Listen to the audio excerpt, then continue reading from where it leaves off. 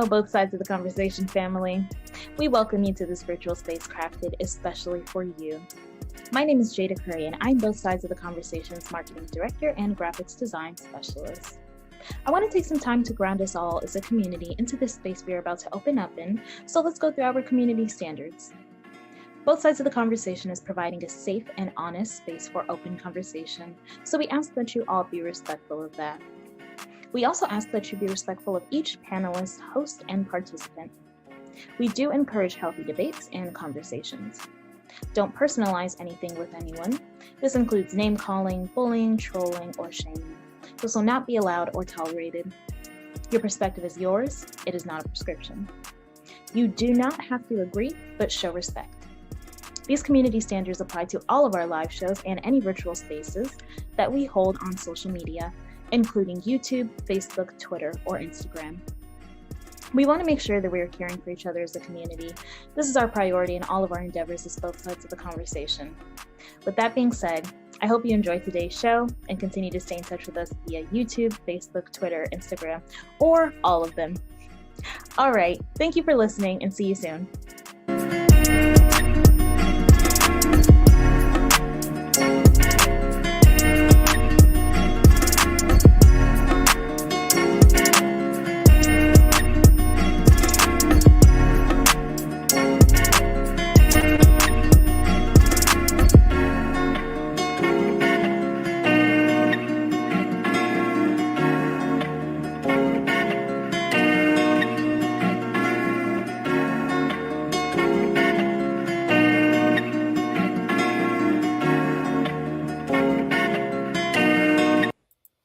Welcome everybody to both sides of the conversation. Today is Sunday, so you know what that means. We're having another Sunday conversation. This Sunday is special because it is our youth conversation. As you all know, our youth will be coming on this platform, handling the conversations 1 to 2 times a month. So this Sunday is their conversation. So I am excited to be a part of this today. But for y'all that don't know me, I'm John Henry, Executive Director, and I have with me Hey, community. I'm your co-host, Tony Rochelle. Welcome.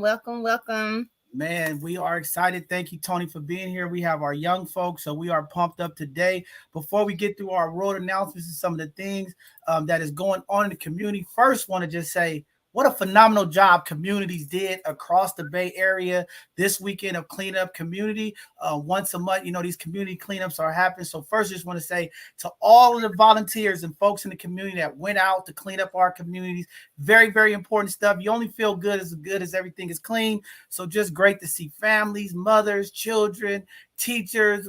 I mean, just a bunch of folks was out in community cleanup, especially in San Francisco, all across the city, okay? In Hunters Point, in D11, D5, D7, D6. Uncle Stank was out there, Collective Impact. I mean, people was all over the city cleaning up their communities, making sure that the spaces are great, cleaning up the just stuff that's all over the trash on our streets. And just beautifying our communities. I think that is very powerful, especially in some of the communities that we live in. It is a terrible thing to walk over trash and urine and things of that nature. So just to see the amount of community organizations, the amount of the community folks who came together to make that possible, it was beautiful to see it across the city as well as across the Bay Area. There was a number going on in Oakland, Sacramento, San Jose. I seen folks posting videos of doing their cleanup. So tremendous job for the folks in California and across the world who participate in keeping our communities clean. I think it's very powerful. So just shout out to all of them. Also, we had a phenomenal violence prevention summit yesterday. It was very impactful, enriching. We had young folks, adults, families. So just want to give a shout out to all the folks involved. Booker T. Washington, Collective Impact, Mo Magic, Us for Us, United Players. I mean, we had Rico. We had a number of organizations that were there. Shout out to Smurf and Donovan putting this together, working with the other community organizations. As you all know, there has been a major increase of gun violence in San Francisco and across the Bay Area. There was a major number of shootings this weekend in Oakland and San Jose. Across this country, we are dealing with violence in our community at an all-time high. And coming out of this pandemic, I don't know what is triggering more and more of it, but it's just happening more. So what a great summit yesterday. I was one of the facilitators in the class. We had a number of folks who was facilitating, and it was some powerful stuff that happened. We'll be trying to get some of this footage out to community as we get it. But just want to say thank you to Stunner Man, to Mo Better, my guy, man. You know, they was up there showing up on the stage. They was performing. Our district attorney was there, the police chief, a number of our elected officials. And it was just great to see community, young folks. They gave out backpacks, food, a number of things to impact our community. But just to see the networking, the different folks from the different parts of the city, different parts of the community coming together in peace, coming together in solidarity, understanding the emergency, the need to discuss what's going on in our community. When we talk about the loss of young life, the loss of lives in our community, we have to do a better job. It starts with the adults, it starts with the community leaders, our elected officials, and then all of our young folks. I still believe, y'all can get mad at me, okay? The adults, we are the problem, and a lot of reason why this violence is taking place in our community. Some of our community folks and leaders are so divisive, and these young folks pick up off of these energies from people that they look up to. So we have to do a better job of not segregating our community, making sure that we are all one and we all in solidarity. So again, it was a start, okay? Everything has to start somewhere, and it was just nice to see folks get there. We take it one step forward. A lot of people was uncomfortable. Some of the young people were uncomfortable coming. They did have police and things there. But again, when people go back and say there was no problems, everybody got along, hopefully the next one gets better and it continues, because these conversations of violence in our community needs to continue to happen. This cannot be a one-time, once-a-month thing. We need all community folks, all mothers, fathers, teachers to continue to talk to our young people about conflict management, mental health, and how to deal with things when they're upset or when they're triggered, and not resorting to a weapon or a gun and things of that nature. So more conversation to happen. We're going to be a part of it. We're going to be doing our part to make sure that we're part of the discussion, and we're working with our young folks in the community to make sure that they know they are supported, they are loved, their voices is heard. And as we start moving through these Sunday conversations, I'm sure these are going to be some of the conversations and topics that our youth are going to be reaching. And for the parents who reached out and wanted to get their youth a part of the youth conversation, please reach out to us on our website. We want to get the youth voice. Too many times when we talk to youth, they feel like the elders of the community don't listen to them. Their parents are not listening to them, and they want to be able to have a voice to say what they want to do. So this is what we're trying to do, is provide that space. We have some phenomenal young folks on here that's going to have a powerful conversation today. So looking forward to that. But again, great job, community, across the board.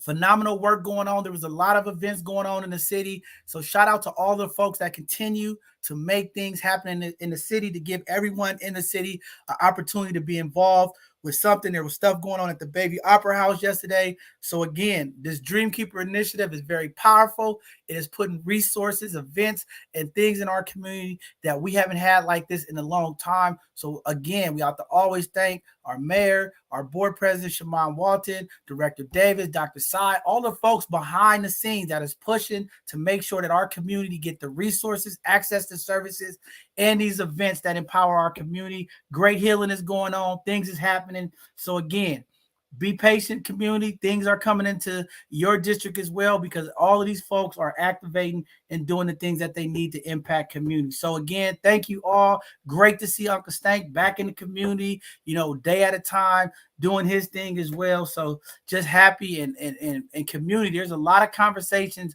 going on behind the scenes. How do we impact our youth? How do we impact our community? A lot of folks are talking, coming up with strategies, trying to find out ways to really impact our youth and our community as a whole. So I'm just excited about a number of the things that are going to be taking place and coming forth in the upcoming months and years. So just excited. With that being said, we're going to jump into some of the community announcements and our events, and then we're going to get into today's show. The Uvalde School Police Chief fired by the local school board over the deadly Robb Elementary School shooting. As you all know, there was 19 young folks killed. The board finally voted to remove the police chief, as his orders stopped officers from going in to taking out the shooter and removing that situation to a safe scene. So again, community voice is powerful. The community showed up. A lot of people were upset. A lot of folks was out there reporting and keeping track of it. And that's why we tell our community it's very important for us to get involved with these school board meetings, with other meetings that's going on in our community, because again, we do have power in our voice and we do have power in our votes. So make sure you are doing your part to stay involved, because we need your voice. Also, there was multiple riders injured at the New Jersey Six Flags Great Adventure. Several people were injured while riding roller coasters at the Six Flags Great Adventure over the weekend. It took place about 7:30 the other night, and folks were injured. And just sad to see, these rides are still not going through proper safety checks. I know there was a young 14-year-old who was killed a couple of months back. So there are still issues happening at our theme parks. And again, it's going to come down to our local safety inspectors to make sure that they are putting the proper things in place to make sure the proper testing is happening so that no one was injured. So our prayers is out to those families and hope they get well. And again, we got to keep pushing in our community to make sure that when we go into these theme parks, things are safe. Also, Vanessa Bryant, the late wife of Kobe Bryant, she was awarded their settlement from their claim that the sheriff's department in LA leaked pictures of the crash. They was awarded a $16 million, and she decided to donate all of that settlement to the Mumble Foundation. So shout out to her for having a heart, compassion, humility. I mean, some folks would have took the money and took care of their family, but she wanted to make sure that folks in the community were impacted. She wanted to make sure that Kobe Bryant's legacy of impacting young people in sports get the right funding and the support that they need. So shout out to her and all of the amazing work that the Mumble Foundation will be doing for young people in sports. Also, there was a number of shootings and killings that took place here in the Bay Area. As I said, some of the young folks, a couple of the young folks I knew personally, I worked with. And again, we're going to continue to push forward on this violence prevention talks, management, and just how to engage with our youth. So my prayers go out to all of the families who took losses this weekend. And it's just sad. It hurts me when, we try to work with these young folks and these type of incidents happen. It just breaks the community heart. So again, my prayer out to those families, and keep y'all head up. We love y'all and support y'all. And we're going to continue to do our part to work with our young folks in the community. With that being said, we're going to jump into our community announcements, and then we'll be getting started with today's show. We have the 2022 Nonprofit Boot Camp that is taking place this Tuesday, August the 30th, from 9 a.m. to 2 p.m. at the Ruth Williams Memorial Theater, the Opera House, 4705 3rd Street. If you would like to be a part of it, you have to go and register. The information is up on the screen. We will be out there in support of this event. You'll see me out there. Also, the San Francisco Black Cowboys Family Day Parade and Festival is taking place Saturday, September the 3rd. The parade is starting at 11 a.m. at Gilman Park. And then the festival will be at 1 p.m. at the Bayview Opera House. For more information, contact Reverend Birch at 415-240-0313. If you would like to be a vendor or a part of that event, I think that is going to be something cool. And I'm sure I'll be out there at some point during that day. The Labor of Love Telethon National Life Insurance Awareness Month is taking place on Monday, September the 5th from 10 a.m. to 2 p.m. It's going to be in Oakland at 330 Franklin Street, Suite 259. I think this is a great event for community to go and check out because we need to do more about life insurance, as we talked about these homicides that took place this weekend and just these type of incidents that take place in our community. So many times people are using GoFundMe and things of that nature to pay for funeral services, and we don't want to lean on GoFundMes. We want to make sure that we have the proper life insurance. So if tragedy strikes our families, we have the proper insurance to make sure that we are covering our families. Also, the 15th Annual Life Health Ministry Network Faith and Community is having an online event September the 10th from 9 a.m. to 12 p.m. The registration link is up on the screen, and we'll be passing those flyers out on our social media handles as well. The San Francisco Community Cleanup, another one is happening Saturday, September the 10th from 10 a.m. to 1 p.m. It's going to be in the Kenny Alley stairway at 4949 Mission Street, across the street from Safeway. For more information, please reach out to 415-769-5115. If that is you out there, you want to give back to the community and clean up, that's a great opportunity to do it. Also, the 2022 Omi Mid-Autumn Festival is happening. This is free to the public. Come out Sunday, September 11th, 2 p.m. to 4 p.m. at 650 Capitol Ave in San Francisco. We'll be getting those flyers out to community as well. Also, the OMI Jazz in the Garden is free to the public. That's happening Sunday, September 18th, 12 p.m. to 3 p.m. It's going to be at the Brotherhood Head Mini Park next to 319 Head Street in San Francisco. Also, I've been waiting. I'm going to try to get there this time. I missed the last one. The OMI Roller Skate Party is happening Saturday, September the 24th, 12 p.m. to 3 p.m. It's going to be at 289 Felonia Street, below Orbit and Capitol in the OMI. Reach out to my brother Maurice Rivers for more information. Community, go get your skates, okay? Get out there and roll with the people, because I'm putting my skates on and I'm getting out there. The last event was happening and I missed it because I was out of town, but I will be there for this event. I have it on my schedule. I'll be out there rolling with the people. Also, the Taste of the Celsius family food, local music, and art is happening Saturday, September 24th as well, from 12 p.m. to 4 p.m. And that's going to be on Ocean Ave. And that information will be coming up across our screens, and we'll be getting those flyers out to community as well. Also, Harlem of the West, the San Francisco Fillmore Jazz Era. They're going to be representing from the 1940s and 50s. A photography exhibited. That's going to be happening Saturday, September 24th from 3 p.m. to 6 p.m. And they're going to have some special jazz guests. And we already put the flyer out, but we'll get that flyer out again to community. Also, the 2023 second annual kindergartner kit is going to be happening. Get a box of educational enrichment support from the African American early educators. The information is up on the screen. Please reach out to Sister Dahlia Fitzpatrick. We already put the flyers out this morning, and we'll keep blasting them up. If you have young folks, you want them to get some of this stuff. It's great educational stuff in these toolkits. Make sure you get one for your young people. Also, the San Francisco Smart Morning Coaching is happening. Free confidential financial guidance for anyone living, working, receiving services in San Francisco. To schedule an appointment, the number is up on the screen. Please call. It's very important that we continue to get this information to our community. When we talk about financial wellness, financial goals, generational wealth, we are trying to bring economic empowerment to the Black community. We need ownership and a way to get your financials in order by going through programs like that. With that being said, the both sides of the conversation announcements, we are still in search of volunteers, people to come support the work we do.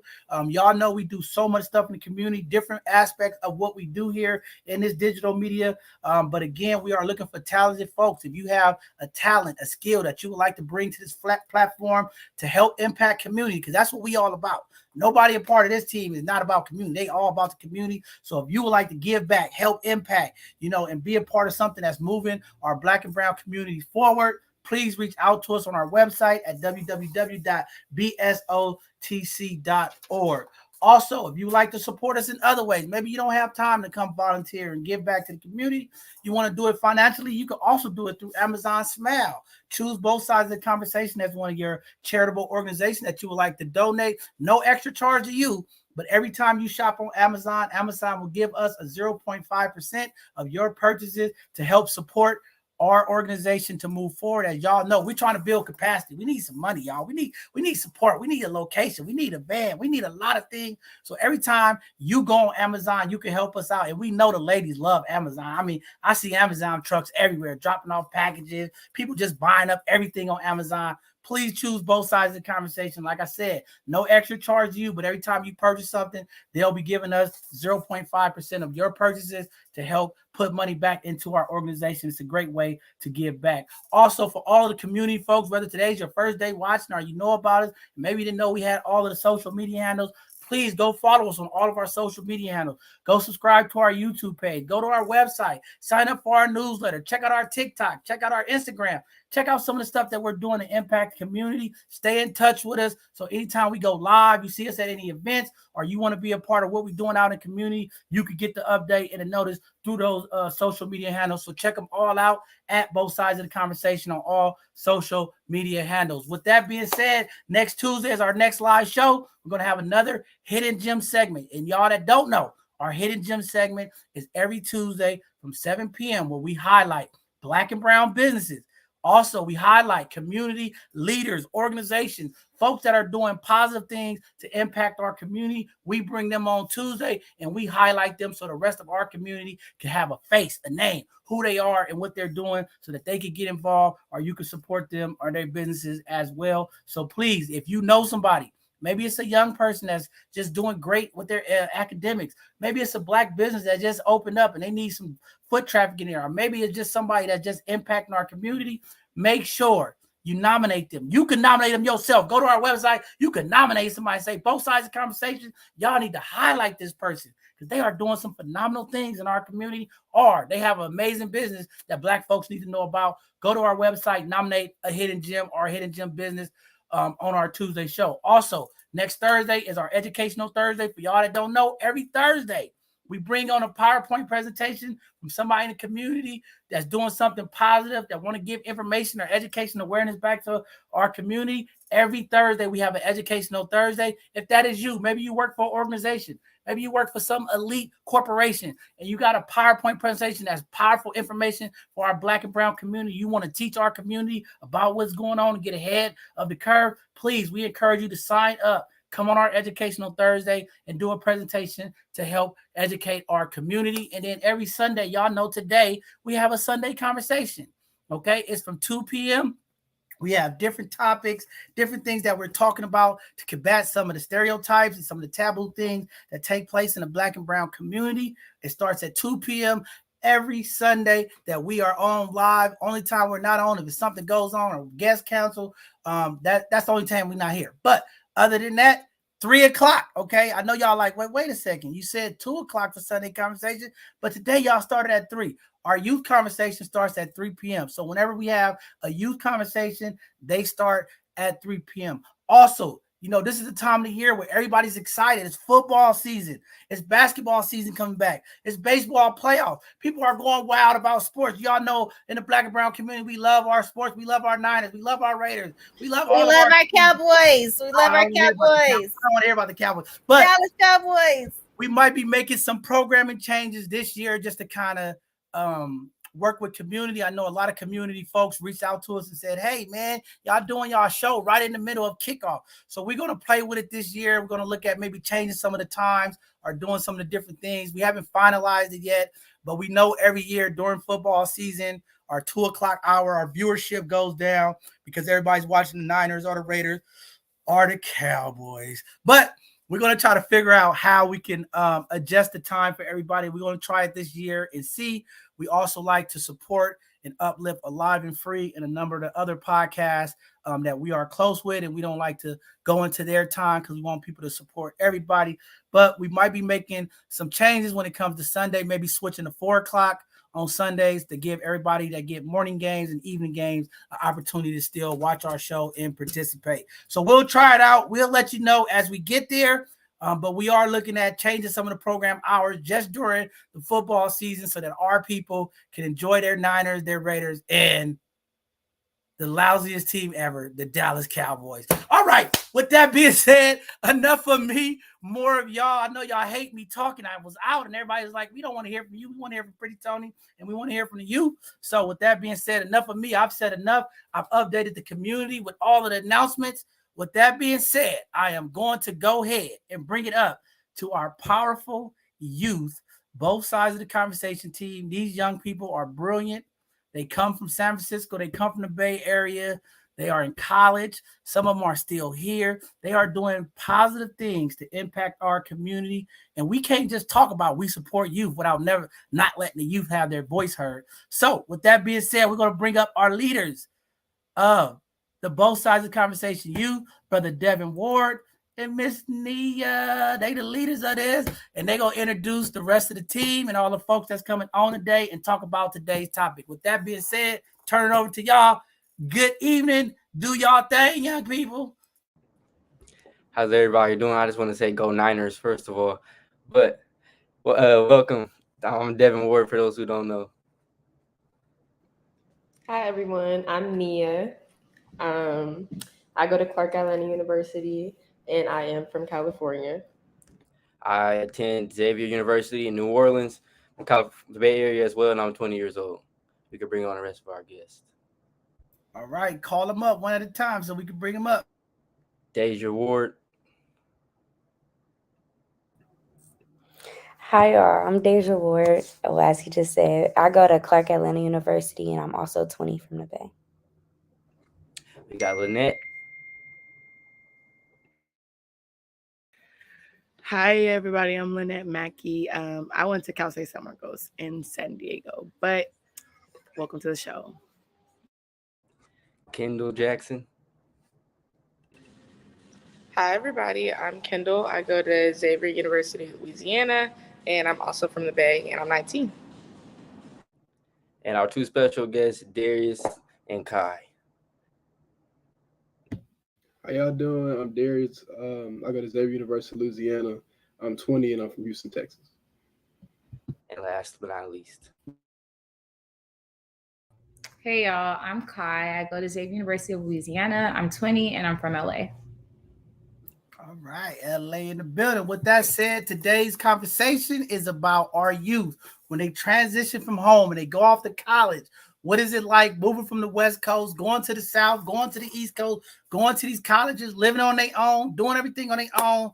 And they're going to talk about some of the struggles, some of the great things, and some of the things that community mothers and fathers and community folks need to know. Just because they got a scholarship or maybe they got a full ride, they still need support. They still need things.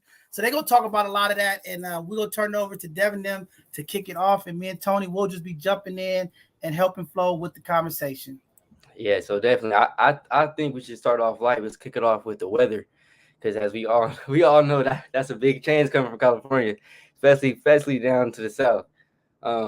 My experience personally, even right now it's 85 degrees and thunderstorms outside.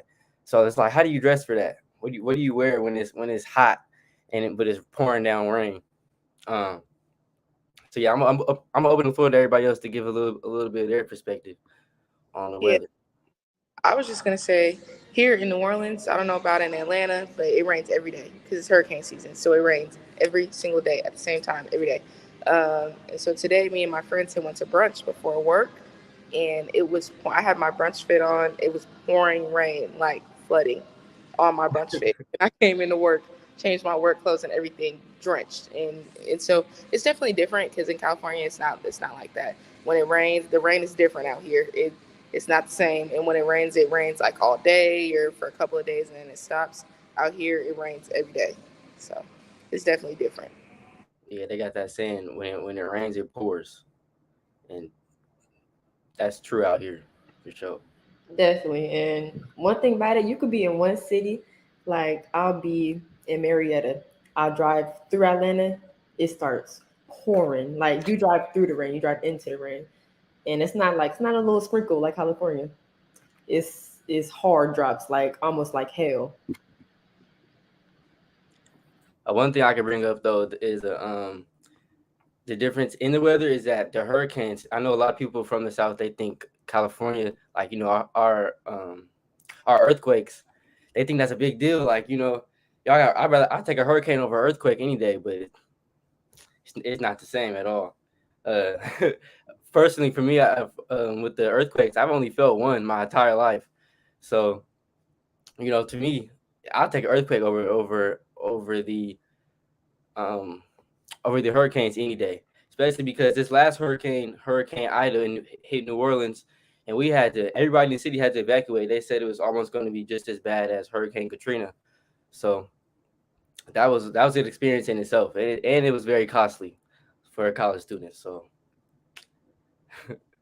It has definitely been an adjustment. Like, y'all didn't even touch on the humidity in New Orleans. Like, it's hard to breathe in New Orleans. But me in Atlanta, we don't get hurricanes. I think we get tornadoes. And it's tornado season. It's been lightning like every night. And they had a football game yesterday, Howard versus Alabama State. It was out here at Georgia State. They had like 2 or 3 delays because of the lightning and the thunder, and it's just been raining crazy. But it'd be hecka hot. Yeah, I think that's probably the biggest thing, the humidity for me. Like definitely the rain because it just rains a lot and it rains really hard. And also like with us being like below sea level, so we have to deal with like the flooding on top of the rain. So that's a lot to like deal with. Definitely humidity because we're kind of used to like that dry heat. The humidity adds like 20 degrees to the actual weather. I like what Sakati just said. I went and got me a silk press. A couple hours later, man, my hair was puffed up. Oh, I was mad. It was like a blowout. I was mad. So Man, when y'all below sea level, that means y'all can't walk around with open toes, right? Because there's water all over the ground and everything, right? Something like that. Please. They have yes feet out and no. every day. Just Yeah, got to be. being from the South, like I don't really try to dress for the rain. I dress for the weather in like general. So if it's raining, I wear slides. I wear slides almost every day if I really could. Um, the humidity is like, you got to just rock with it as best as you can. You try not to wear no heavy clothes. Don't wear no jacket outside. Try to wear just a little tank top, some shorts, and get through the day. But I don't know. I feel like it's become like common to us now. Like we don't think about it as much as we really should. Or like with hurricanes, I don't try to leave my home as much as I really can. Like it's kind of like, oh, it's just a little heavy storm. I'm gonna stay in the house. I'm gonna get my little cases of water, get my food, get my batteries for my flashlights, whatever. We don't try to like leave the city because like it's just a monthly occurrence.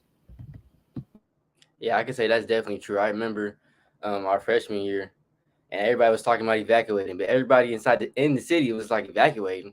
We're not doing that, so it's definitely a big change. Do you think there's a difference between the weather all across the South? Like since you're from Houston, do you think it's a big change coming to New Orleans?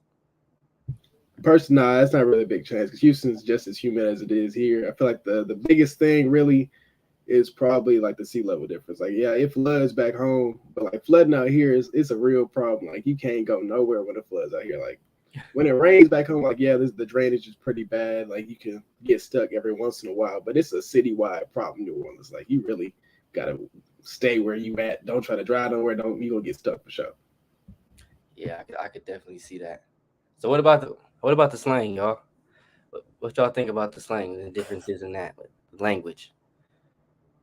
I could say their slang isn't it's not bad, but like when we talk, people from California, they be like, what? What? They say what to everything. Like they don't know what we talk about. And be like, oh, it means that. Like they think our slang is crazy, but I don't think so.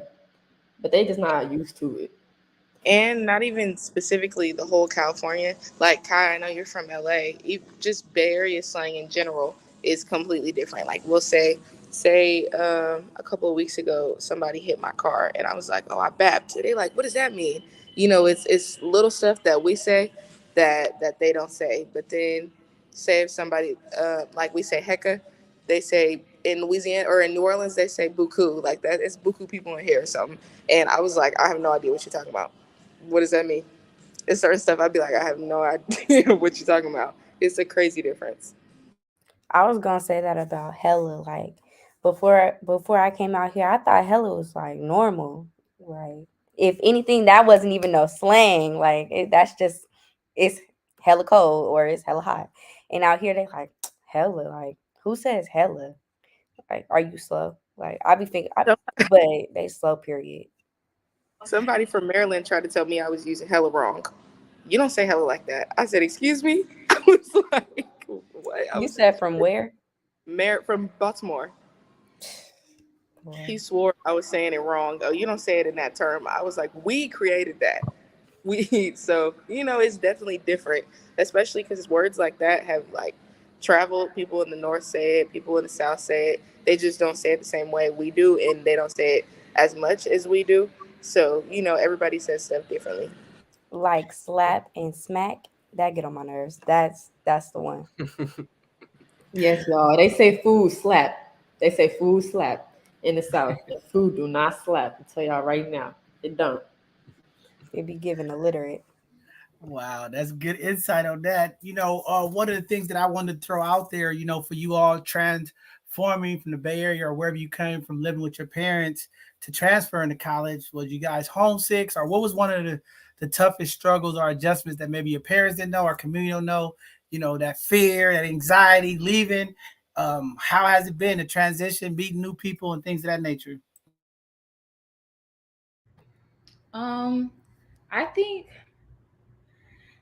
I would say, I guess, like specifically for our year, for me personally, the transition wasn't as bad because we were kind of online for like a lot of our classes. So we didn't really get to like experience like that freshman year at college because we didn't really get a chance to like go out and do stuff.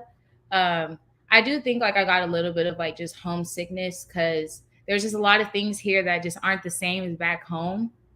And we can definitely like get into that and stuff. And so I definitely think it was like the culture out here was like something that I just kind of had to get used to, and just kind of getting into the swing of things of like actually being on my own, and like in terms of like I have to do everything. So it's like, okay, yeah, I have to go to classes. I'm used to that from high school, but like on top of that, I have to go out and get groceries. I have to make sure I do my laundry. I have to still do social stuff around school. Like you have to juggle everything. And I think that was like one of the biggest things, just trying to balance everything.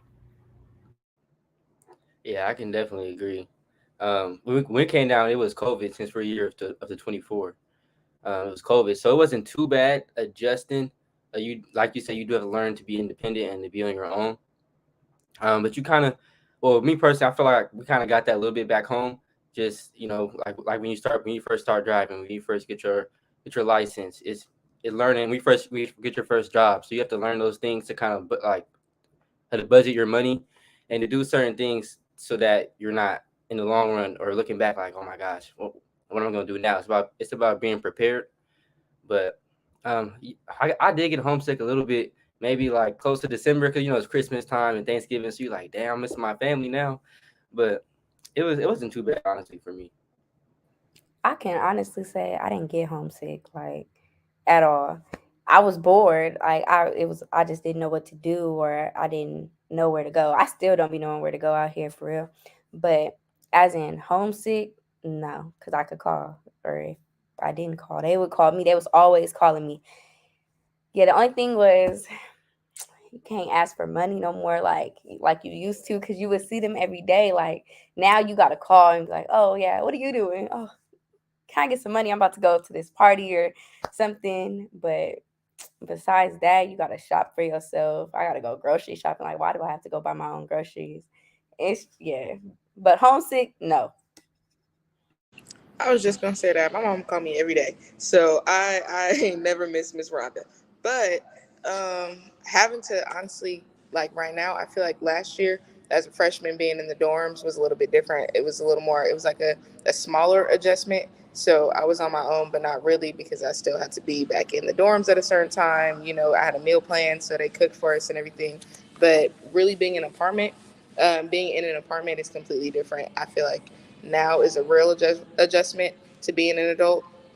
Having to buy your own groceries, having to pay bills and stuff. It's a lot different. It was a huge jump. Um, so yeah, that was honestly the only thing that I miss being at home in my mom's house where I don't have to pay no bills and I don't have to do no extra stuff. I can ask her for money, use my work money to get clothes to wear or whatever. That was the only thing I had to worry about. So that's the only difference for me. One I thing I'll definitely say, miss shopping. one thing I'll say is adulthood slapped me in the face. Like I got rent now, y'all. Rent. I never thought the day would come. And being homesick, oh, I was definitely homesick. I'm still homesick. I want to go home. just for a little bit, then I want to come back. So Y'all, she say this every day. Like she wanna go home all the time. I don't even know how y'all did it because I went home every weekend. I drove home from San Diego every weekend. This is my first freshman year for real, though, every weekend. And I play basketball too. So if I was at home, my mama was flying into every single game. And in basketball, y'all got a game during the week, on the weekend, then right back again in the week. She didn't miss one game at all. So I couldn't even be homesick with her coming around. But when season wasn't there, oh, I'm running back home. It was so bad. Running. I was just gonna say that's kind of one of the pluses of being when you live like when you're from the South, you can easily travel to like when you live in Atlanta, you can just travel home 5 hours, or you're from Houston or Arkansas or wherever. You can easily go home. When you're from California, nobody's driving home. Nobody is driving home. What is that, like a day, and it's too long. Whatever it A is, day and a half. nobody's driving home. Right, a day and a half. Exactly. So, and I would if I could. And but yeah, I definitely would if I could too. I can't pay for them $600 flights every weekend. I can't do No, that. but now gas is the same. So in reality, it's not making no difference. Yeah, that's facts too. That is. Well, I think it's very great that y'all point that out because yesterday I was working with a couple of teenagers and their family, and these young kids are so ready to get out the house and get on their own. And I'm like, you don't know what's out there, so that's good that y'all get to tell them some of the struggles and how hard it is. Because I know some of y'all have missed a few bills, been late because your mama didn't reply you. I wonder how many times y'all didn't run out of gas because nobody replied y'all to put gas in the car. Nah, it didn't came down to that one. It didn't go down that way. But I can honestly say though, I feel like I may not be homesick enough because home is here. Not home is here, but like my friends from home are here. Like I go to school with Nia. Me and Nia been friends since like the 4th grade. Devin, he only 6.5 hours away. I drive down there. I last semester I was driving down there a lot. I already drove down there one time this semester. Like Kendall right there. It's just too close. I agree. That's one thing that makes it better is like finding people that can relate to you, kind of in a way that is at your new home. So like even with Kai, she's from LA, so we have differences. Everybody knows the Bay in LA is definitely different, but it's still nice to know and to get to know people that are kind of similar to you in a way. Yeah, I was just gonna say, oh my bad. Hmm? I was just gonna say that's one thing too. I feel like if I would have went to school with people like more like of my color, I would have probably not got as homesick because I was like I was the only face really. So even though it's right next to LA, I can go to LA. It's still just like San Francisco. It's still like it's gentrified. So you're gonna see something that you like out there. Y'all see all black people, so y'all can find a family, y'all can find that another family hood or whatever. But my little circle was like 3 or 4 of us, so it's like we have to deal with that and not open wide to be able to go here and there whenever we want it. So I was gonna say,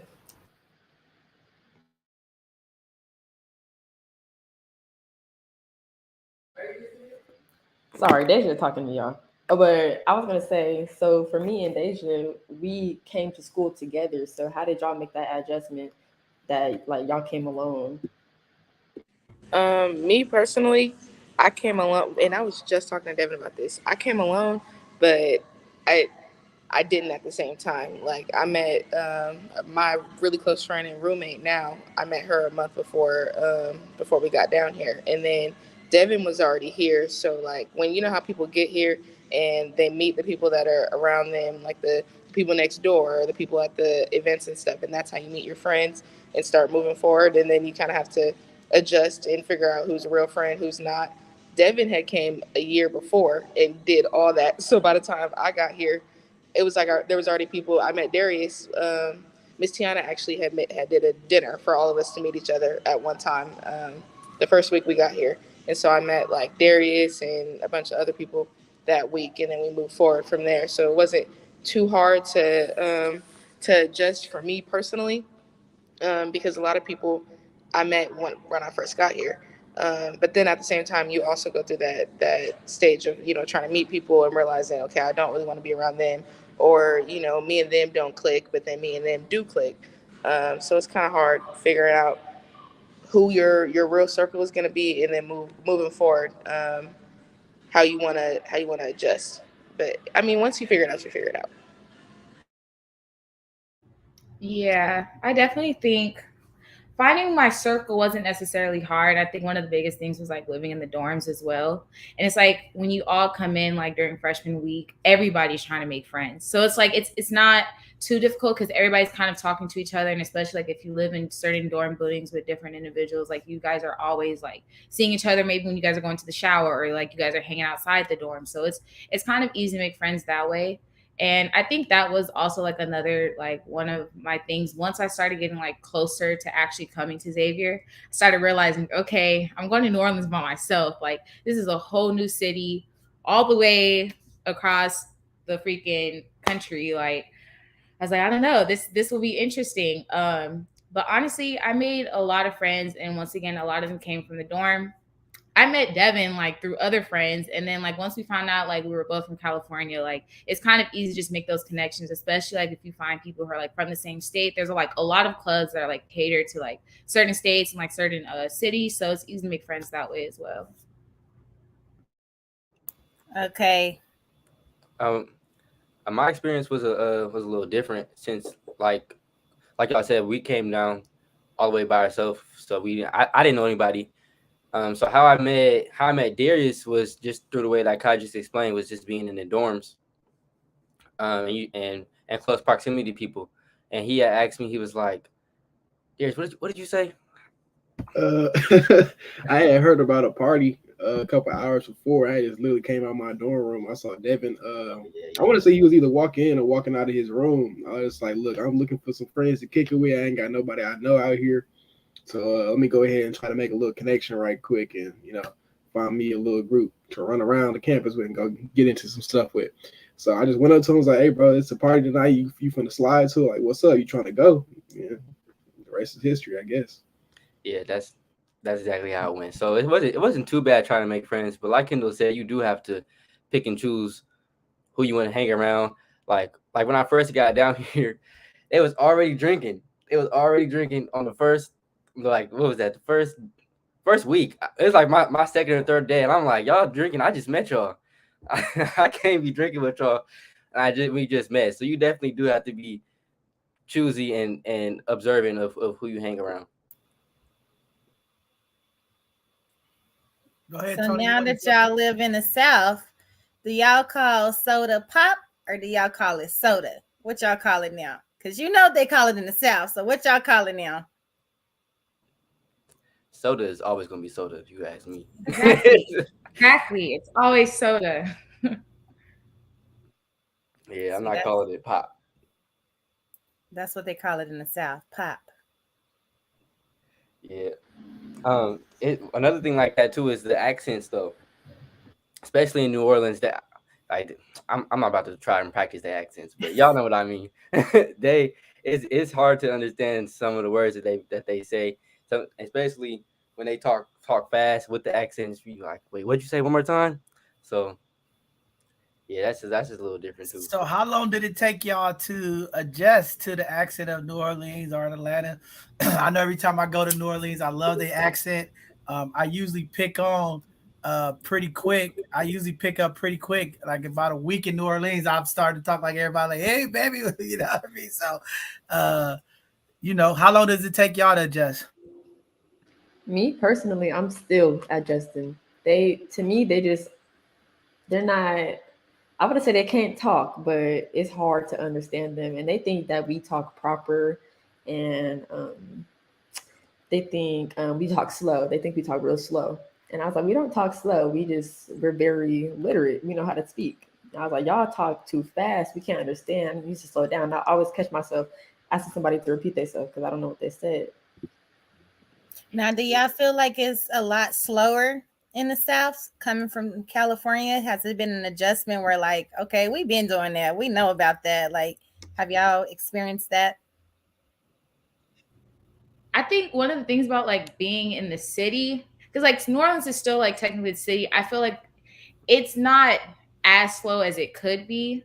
It's still slower, I feel, but I feel like also depending on like where you are from California, like we're also like just kind of laid back there too. But it definitely moves a lot faster. At least I can speak for like LA. It definitely moves faster than out here. The vibe is definitely different. It's definitely something to get used to.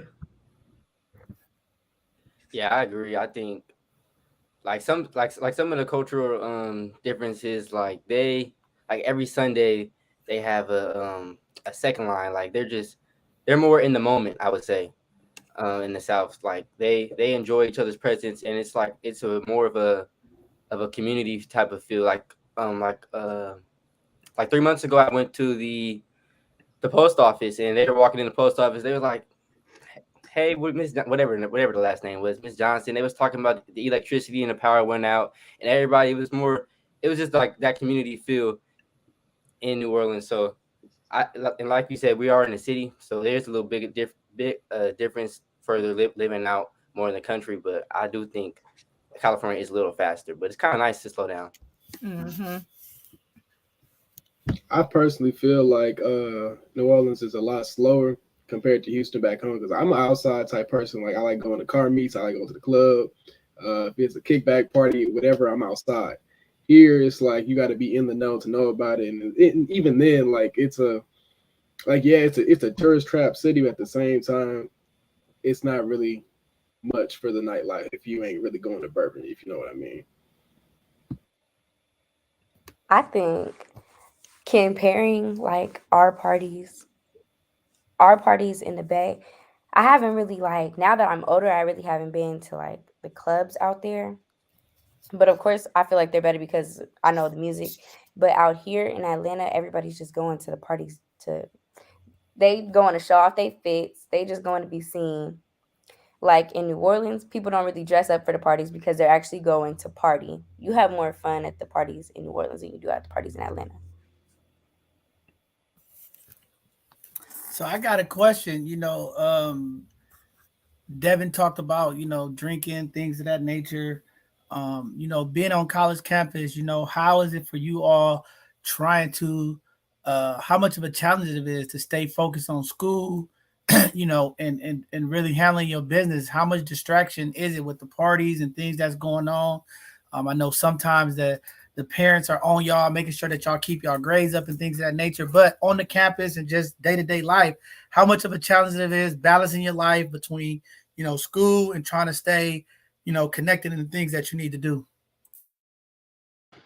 I feel like that freshman year was a little bit easier to balance our academics with going outside and stuff.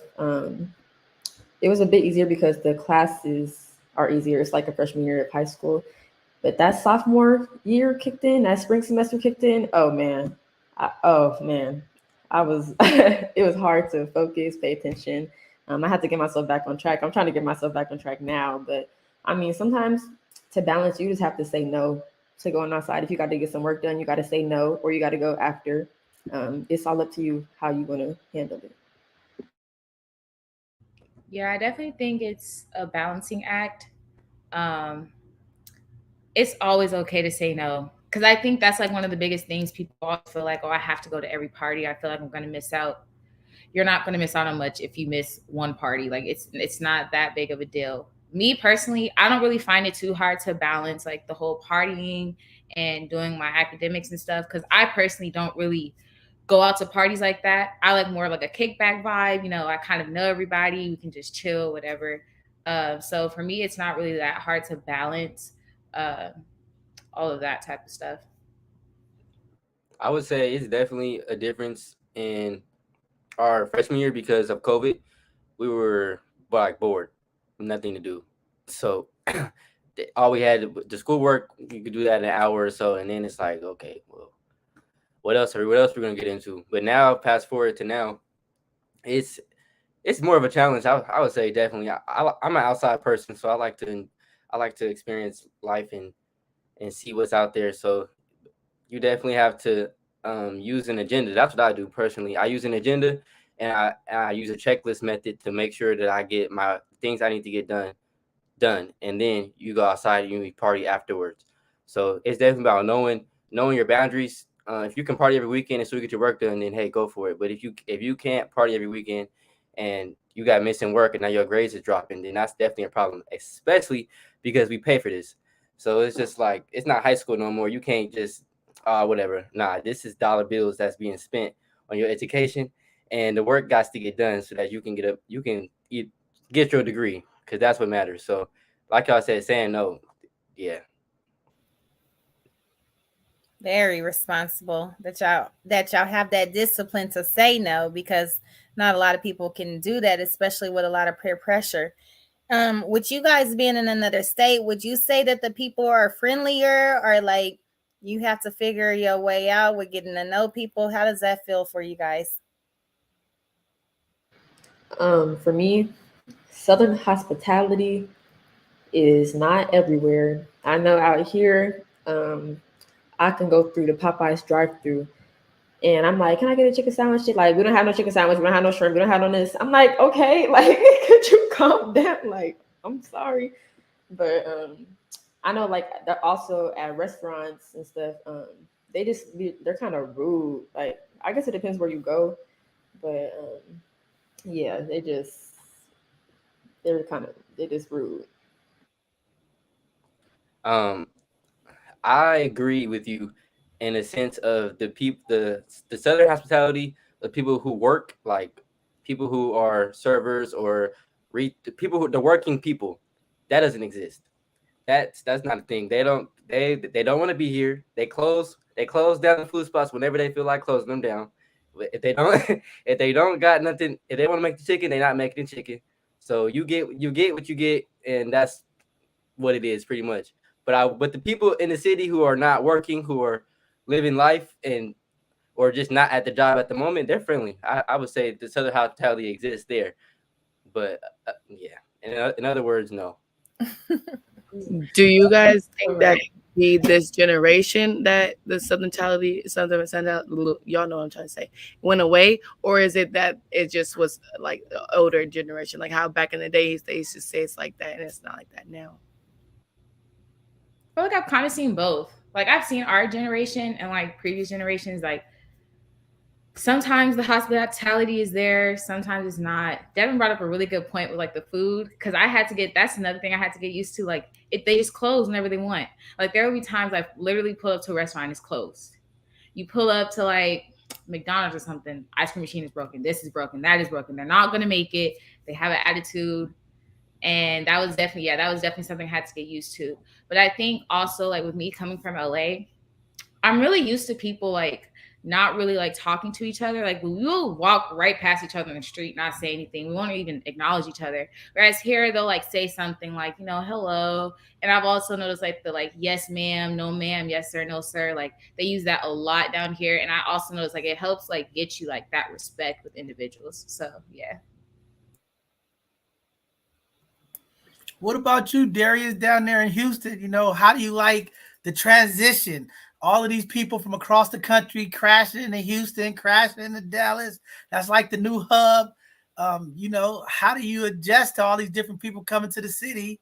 Because Houston is like popping now, right? Everybody from Atlanta, California, Midwest, everybody's coming down there. Is it messing with the culture? Is it messing with how y'all do business down there? What you seeing down there in Houston? Well, everybody from California always end up in Texas some way or the other. Actually, I got family from California, so I understand that personally. But yeah, I do feel like other people from other states is kind of throwing the feng shui of things off just a little bit. I've noticed anybody not from the South, you can tell instantly just how the way they carry themselves, and also like I'll hold the door open for somebody. It don't matter, like you can be a couple feet behind me, I'm gonna hold it open for you. They don't say thank you. They don't say how you doing when you walking by. They don't even give you a little head nod. I think that's strange sometimes. I don't know. Like I feel like it's cool to have other people bringing in their experience, their culture, and everything. But at the same time, you gotta adapt. Like you do have to bring in your side of your state, but at the same time, if you move into a new place, you gotta at least try to incorporate how they was already rocking with. Most definitely. One of the things that I know a lot of parents ask when they send their kids off to school, just worried about y'all safety. How do y'all feel like on campus or just around where y'all at? Do you feel safe? Do you feel like you have access to the resources? Now that y'all in college too, transitioning from high school to college, y'all been there, some of y'all for a couple of years.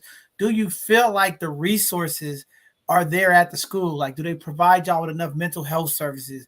Do they provide y'all with enough of those things that you need to get through the day-to-day life down there, or are you kind of just like on your own and got to figure it out? I feel like it's a little bit of both. It's a mixed area because personally speaking, like it's always been a go out and find if you really want the type of mentality down here. Like if you want to know about it and ask about it, and even then, like if you ain't getting what you want, then you ain't putting the appropriate amount of work for it. And like on the school campus, like yes, like they'll give you the bare minimum if you lucky, but at the same time, it could definitely be more. They could give you more opportunities to know about what you actually need to know about as a student for your own assistance, since you're paying for it here. Yeah, I definitely agree with Darius. There are resources out there, but I definitely think you kind of have to search and like ask for it.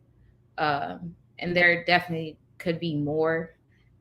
Also, like in terms of like safety, I know like I can speak like for Xavier at least. Like we have police patrolling like all the time. We have different stations that you can go to if like something happens on campus. I mean, things happen, and that's going to be like anywhere. You know, things are just going to happen. Um, but also like I know like for me personally, like if I ever go out or like go out to a party, like my friends have my location. If we go out to a party somewhere, whoever I came with, I leave with. That's just always the rule, no matter what. And if we are somehow leaving separately, like we have communicated, okay, this is how I'm getting home. If I'm in the Uber, got in the Uber, made it home. So just updating each other and, you know, just keeping up with your friends, holding them accountable and all that.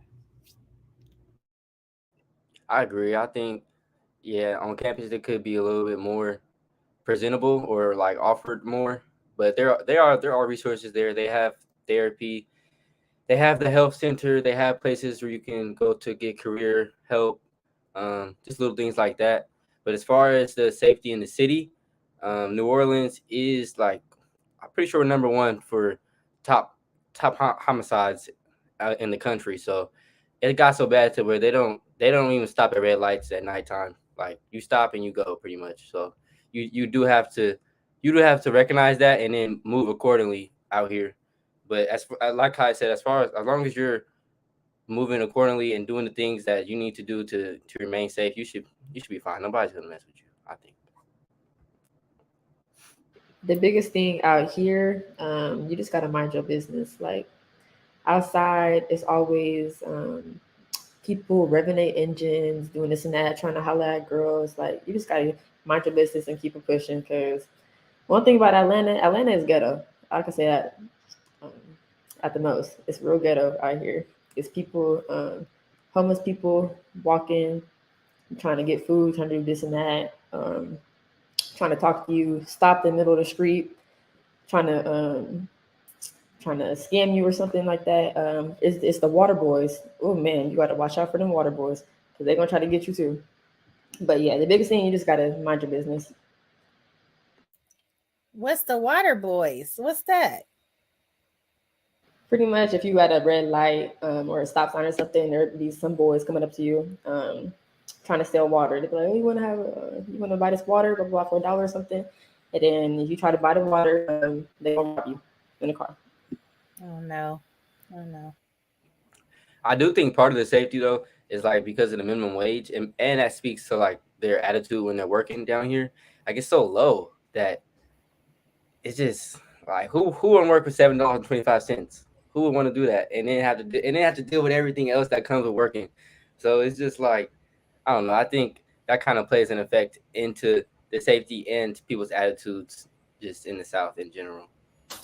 Man, I think that's very true. And that's one of the things that we wanted to. I was talking to a foundation leader yesterday, and that's what we want to try to do also is to help y'all get those resources for like scholarships and stuff, because there are a lot of scholarships that go around. And we want to try to use this communication to kind of connect y'all with services and things of that nature. So we always trying to reach to other people across the country who have services and things of that nature. We're gonna start trying to do more partnerships so that y'all can get access and build your own like clubs out there for the youth team. Y'all both sides of the conversation. Y'all could be like the hub for information and things of that nature. Because I think it's very important. A lot of times there are resources, there are funding and scholarships and different things and grants for certain things, but the information just don't get out. But one of the other things that I wanted to kind of highlight and get into for people here in California and across the country that might have young children or high school kids that's transitioning. What has the experience been like? And Lynette could talk to us. She didn't have the experience y'all had. What has it been going to a historical Black college or just being in the college predominantly, with Black youth? How do y'all feel about the quality of education, the experience? There's a parent out there watching right now that's considering maybe taking a kid from a different type of college and putting them in an HBCU, or maybe put them in Xavier, or maybe put them in Atlanta. What's the experience like? Y'all talk about the difference in or the quality of education, or what y'all feel like as a young person going through this journey. Other young people from California across this country should get involved and come to a school like that.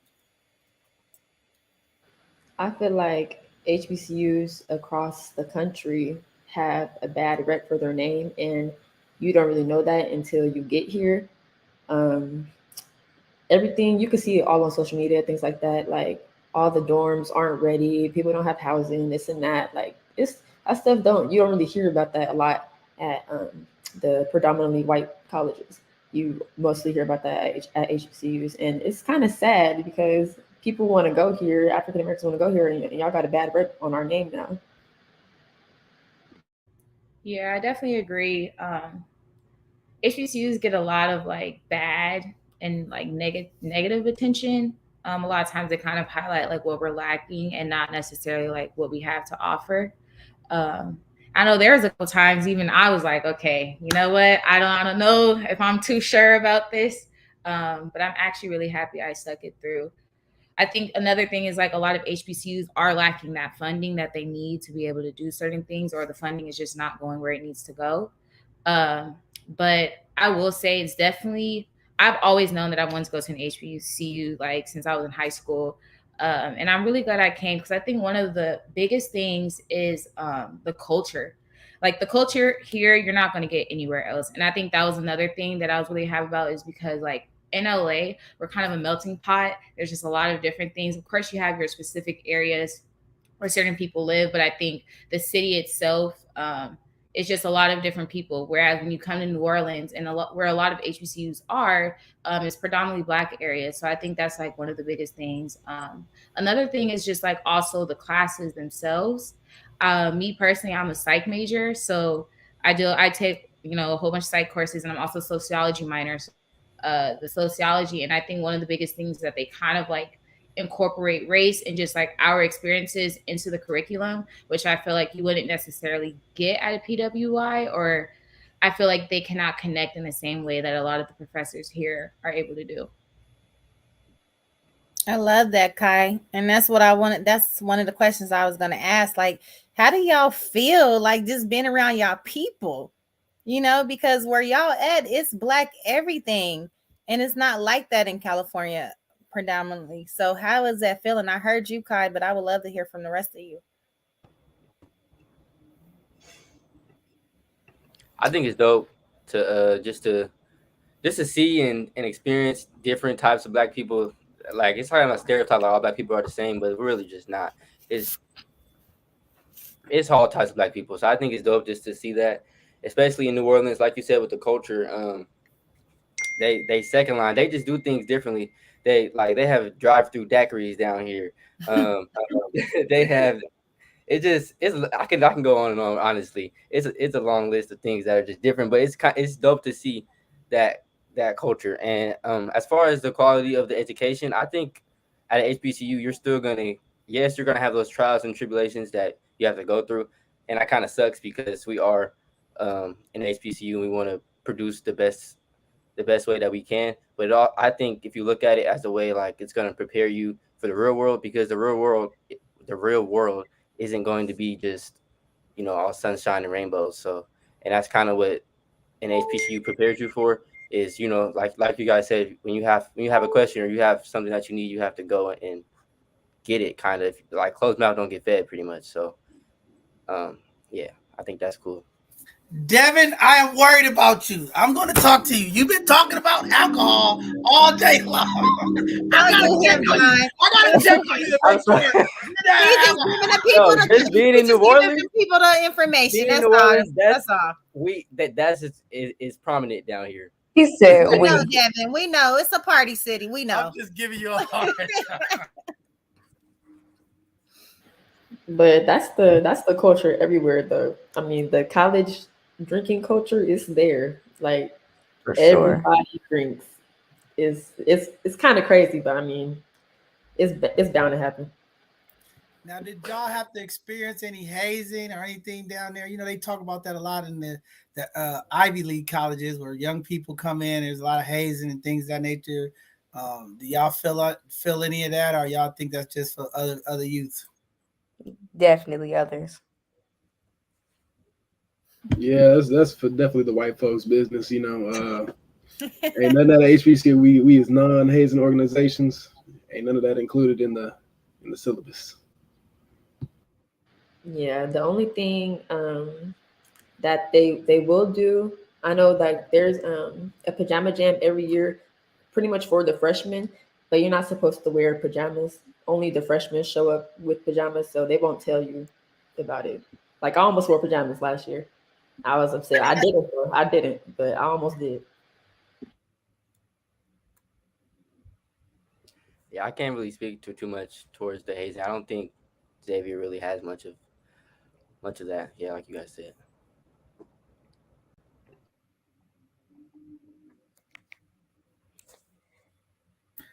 Well, one of the other big things that I really wanted to tap into because, a lot of times when our families send you all off to college, you know, they forget about the extra necessities and things that you need.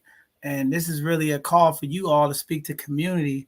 What could y'all say? I know some of y'all, it's not a big problem, but I mean, overall, y'all experience down there, seeing other kids, what are some of the shortfalls and some of the struggles that the young folks have down there, when it comes to their needs? Like, I heard before I had a talk with some youth and they were just like, man, we got to pay all our bills and, having the cost, right? Money so tight, doing laundry every week. What kind of support that y'all think community families should know about community while y'all out there? Because I know y'all always need stuff, but I mean, realistically, how much support is really needed? Because a lot of times, a lot of parents, they just send their kids off to school. They're like, hey, figure it out. I had to figure it out. Are you able to sustain with the help that you all get from funding or different things of that nature? Or is it really a challenge trying to make ends meet during college? Because, we always hear these stories of like, I had to eat a cup of noodles every night. Is it really that bad? Or is people just putting the 2 on the 10? No, it's that bad for real.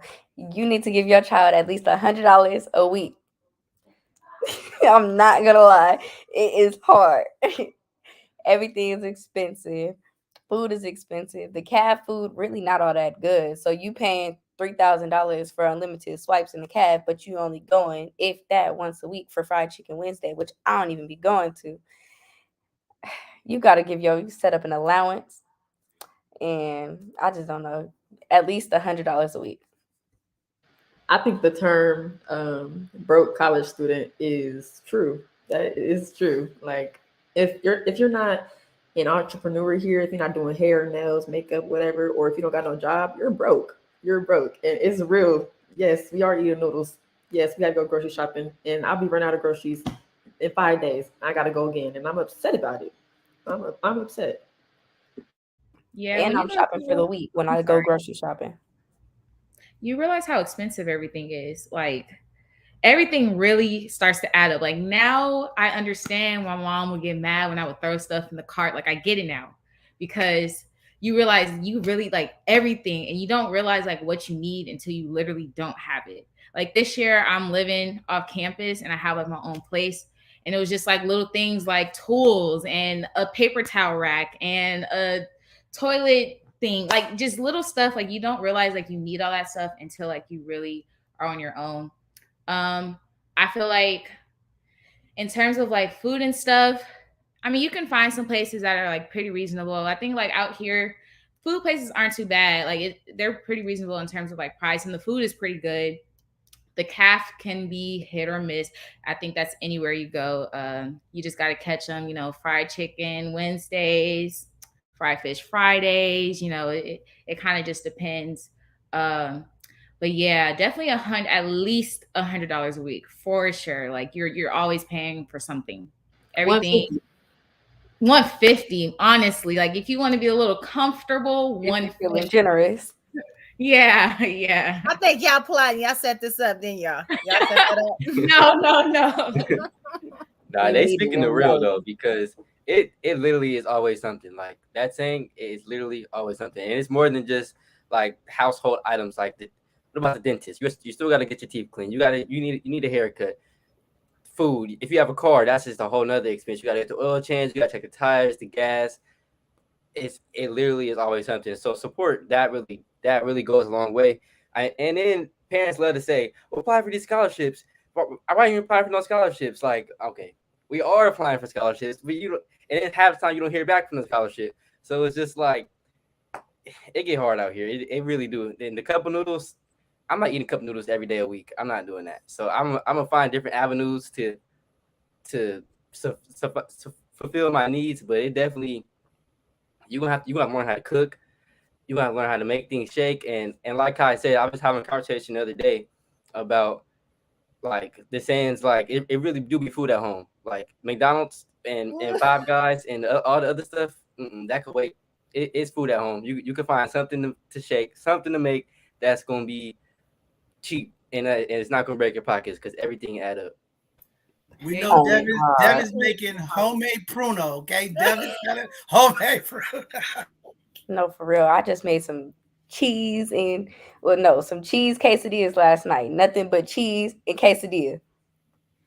It's a lot different without that chicken, huh, Deja? For real though. Shrimp, no Speaking shrimp, no of that, nothing. Just speaking cheese. of that, y'all from California, so they don't have no good taco trucks out there, do they? You don't get no tacos. Or Ooh. Chinese food. Oh man, don't get me started. Oh No man. taco Oh, trucks. No taco trucks. That's messed up. You Yeah, know, that them, no them taco truck is very deadly. Like, yeah, being from Texas, I love me some tacos. Like, if it's 2 o'clock in the morning and I want something good to eat, I know I can go up to the street, go get us some tacos from the SA, and I'll be good for the rest of the night. That's the thing too. Everything closed at 10 o'clock. I can't get food after 10 o'clock.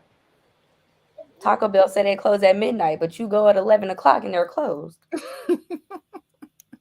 Yeah, that's true. I also wanted to add that a lot of like this kind of new because a lot of students this year, but a lot of them are on EBT and food stamps just to help out with paying for the food because it gets so expensive.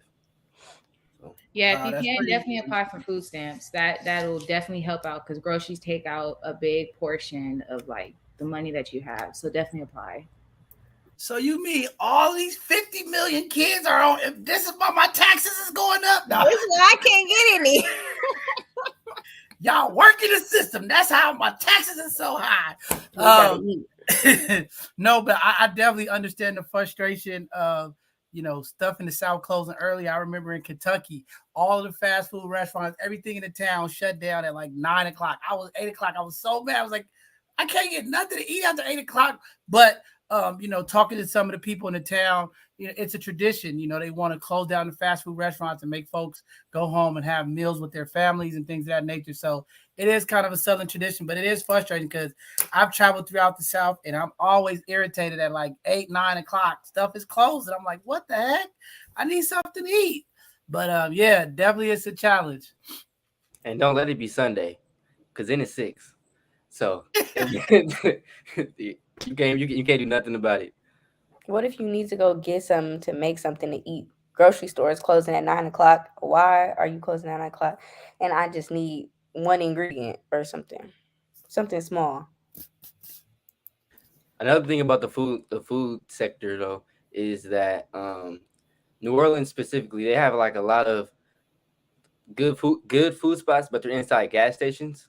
So that's like it's kind of different than being back home in California. Like like you say, you pull up to a taco truck or like a real restaurant. But these places are kind of like it's called like a triangle deli, and Melba's places like that. It's good food, but inside gas stations. So I thought that was a cultural shock to me. So Definitely, I agree with that. And like also just like the lack of variety of food, or I mean, I guess you could say there's kind of variety, but there aren't really like good options, I would say. They kind of just, at least like for New Orleans itself, it's kind of like you're kind of stuck with a lot of like the Cajun and Creole food that's really good. You know, sometimes you get tired of that. You want something new, something different, like some tacos.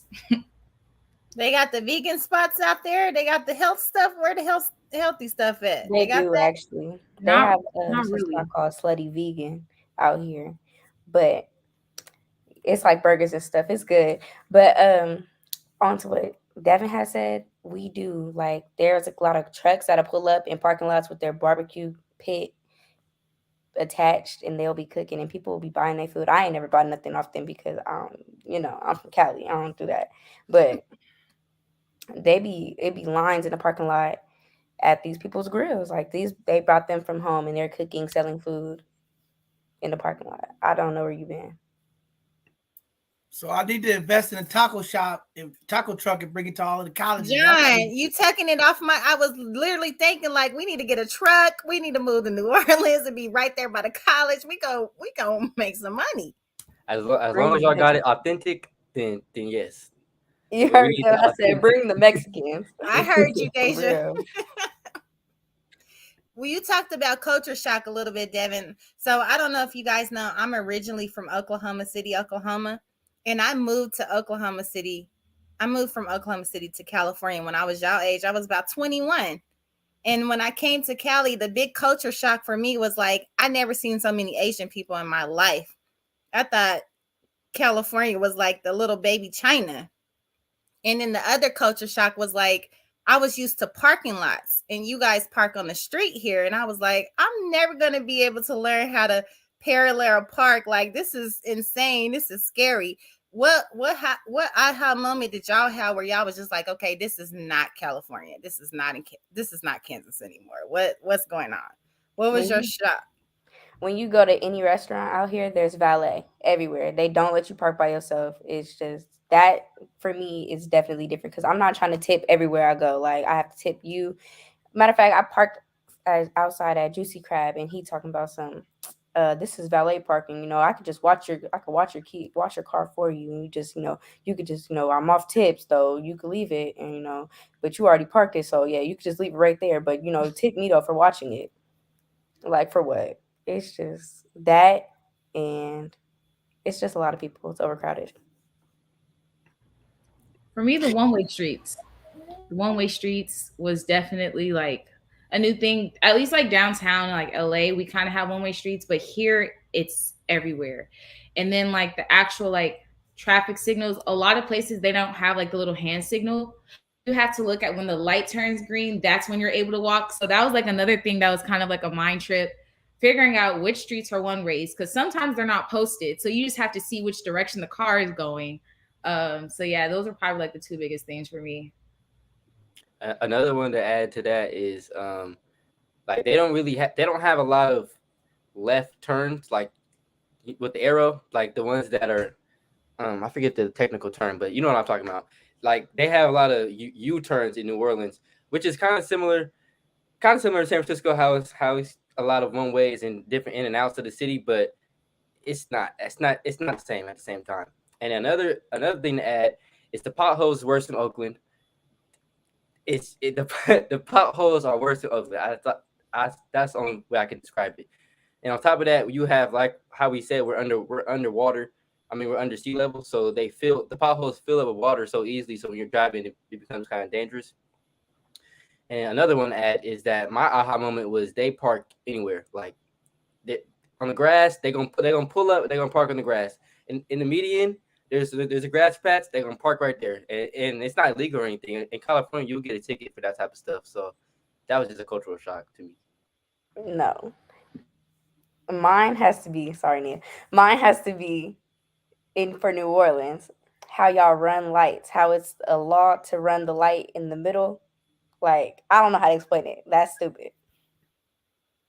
Yeah, that's more so because because like I said, you're making a U-turn, but there's lights in the middle of the street, if that makes sense. Like of the intersection, there's the beginning, there's the middle, and there's the end, and there's a section where you stop in the middle of the intersection because there's a light right there. So people run it all the time because it builds up traffic. But yeah. I was gonna say them potholes too. They will do it to your tires. I've had to get 3 new tires already just driving out here, and I already know how y'all potholes is. But ours is bad too. Y'all's is worse, but ours is bad too. And I've been having to pay for these tires, and I'm upset. Let me go back to where he said it's always something. Right before I went to Vegas last weekend, right before I went to Vegas, the day before, I thought I just needed a wheel alignment because my car keep veering to the right. So I took it to go get a wheel alignment, and then the guy called me. I got an Uber back here. The guy called me. He like, "Oh, you don't need a wheel alignment. Like, you need a new tire in the front left on the front left." And then, yeah, it's also something wrong with your bearings. Like, I'm like, oh, okay, how much that's gonna cost? He like $798, and then 200 for the left tire, and then 300 for the back tire. I said, I'll just come pick up my car because I can't do it. Mm-mm. Yeah, Yeah, one thing about the mechanics, they gonna try to get over too. They always trying to get over, especially on girls, on younger girls. They gonna get over on you, and they be doing it. I be falling for it.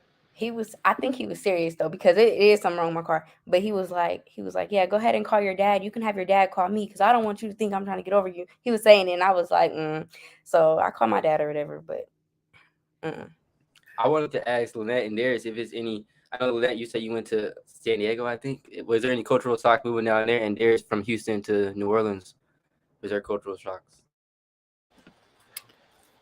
Well, for me, I play sports, and well, first off, everybody there, my teachers, my coach, the whole athletic department was all white, so I had to deal with, being like one or two of us being black, and we actually went through a whole bunch of racism. Um, Being the only black girls, we didn't get no playing time, but we were like, really, really working in practice. I'm talking about like dogging him in practice. Still wasn't getting playing time. The coaches that's actually on other teams watching, like, oh, why aren't you playing them? Having no response, nothing. So it was really bad to the point where they got fired for the racism that we were dealing with. And it was in a whole investigation. So it was a lot to do, like, but listen to you guys now. I'm like, you know what?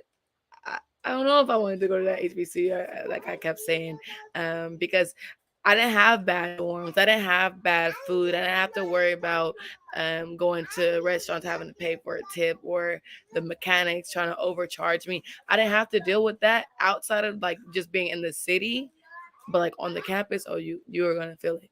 Whether you're getting stared at, walking to your class, whether the teacher was black. We have maybe one or two women's studies classes or criminal justice classes where we had the black teachers.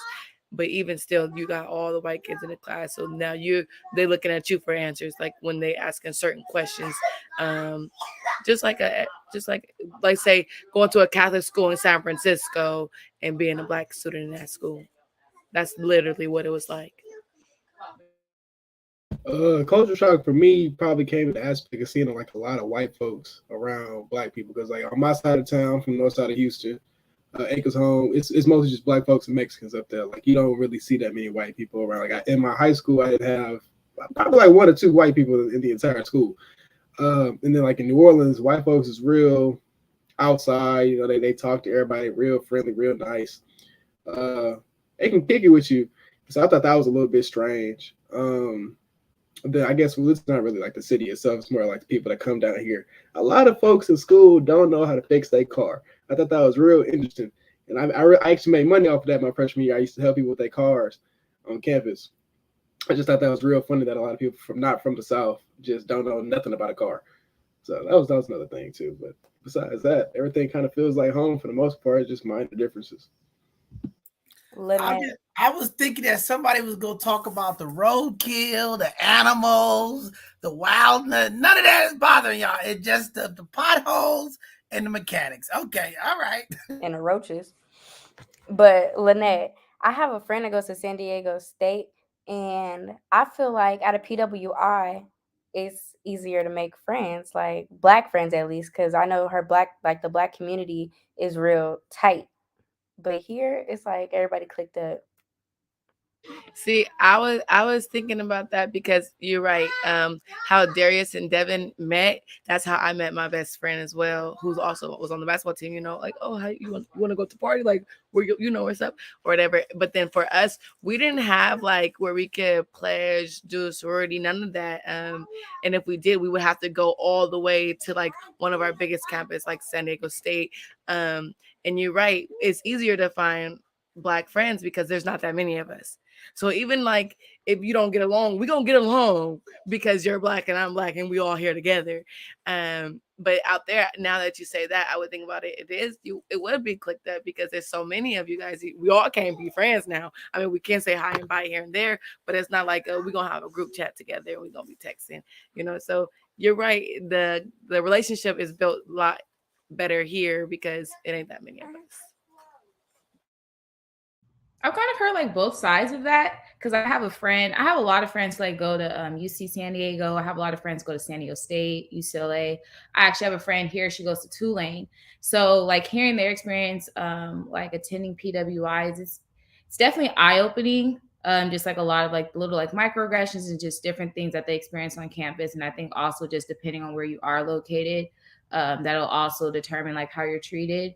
Like my friend who goes to Tulane, she was kind of telling me it was a little hard for her to make like friends with some of the black people because I think a lot of them don't necessarily identify with, or like at least identify like with their black side, I guess. I'm not really sure like how to put that in words, but they don't really like associate with them. Like they will literally hang out with the white people and they will do the microaggressions towards other black people. So like I think there's like kind of like that flip side to it.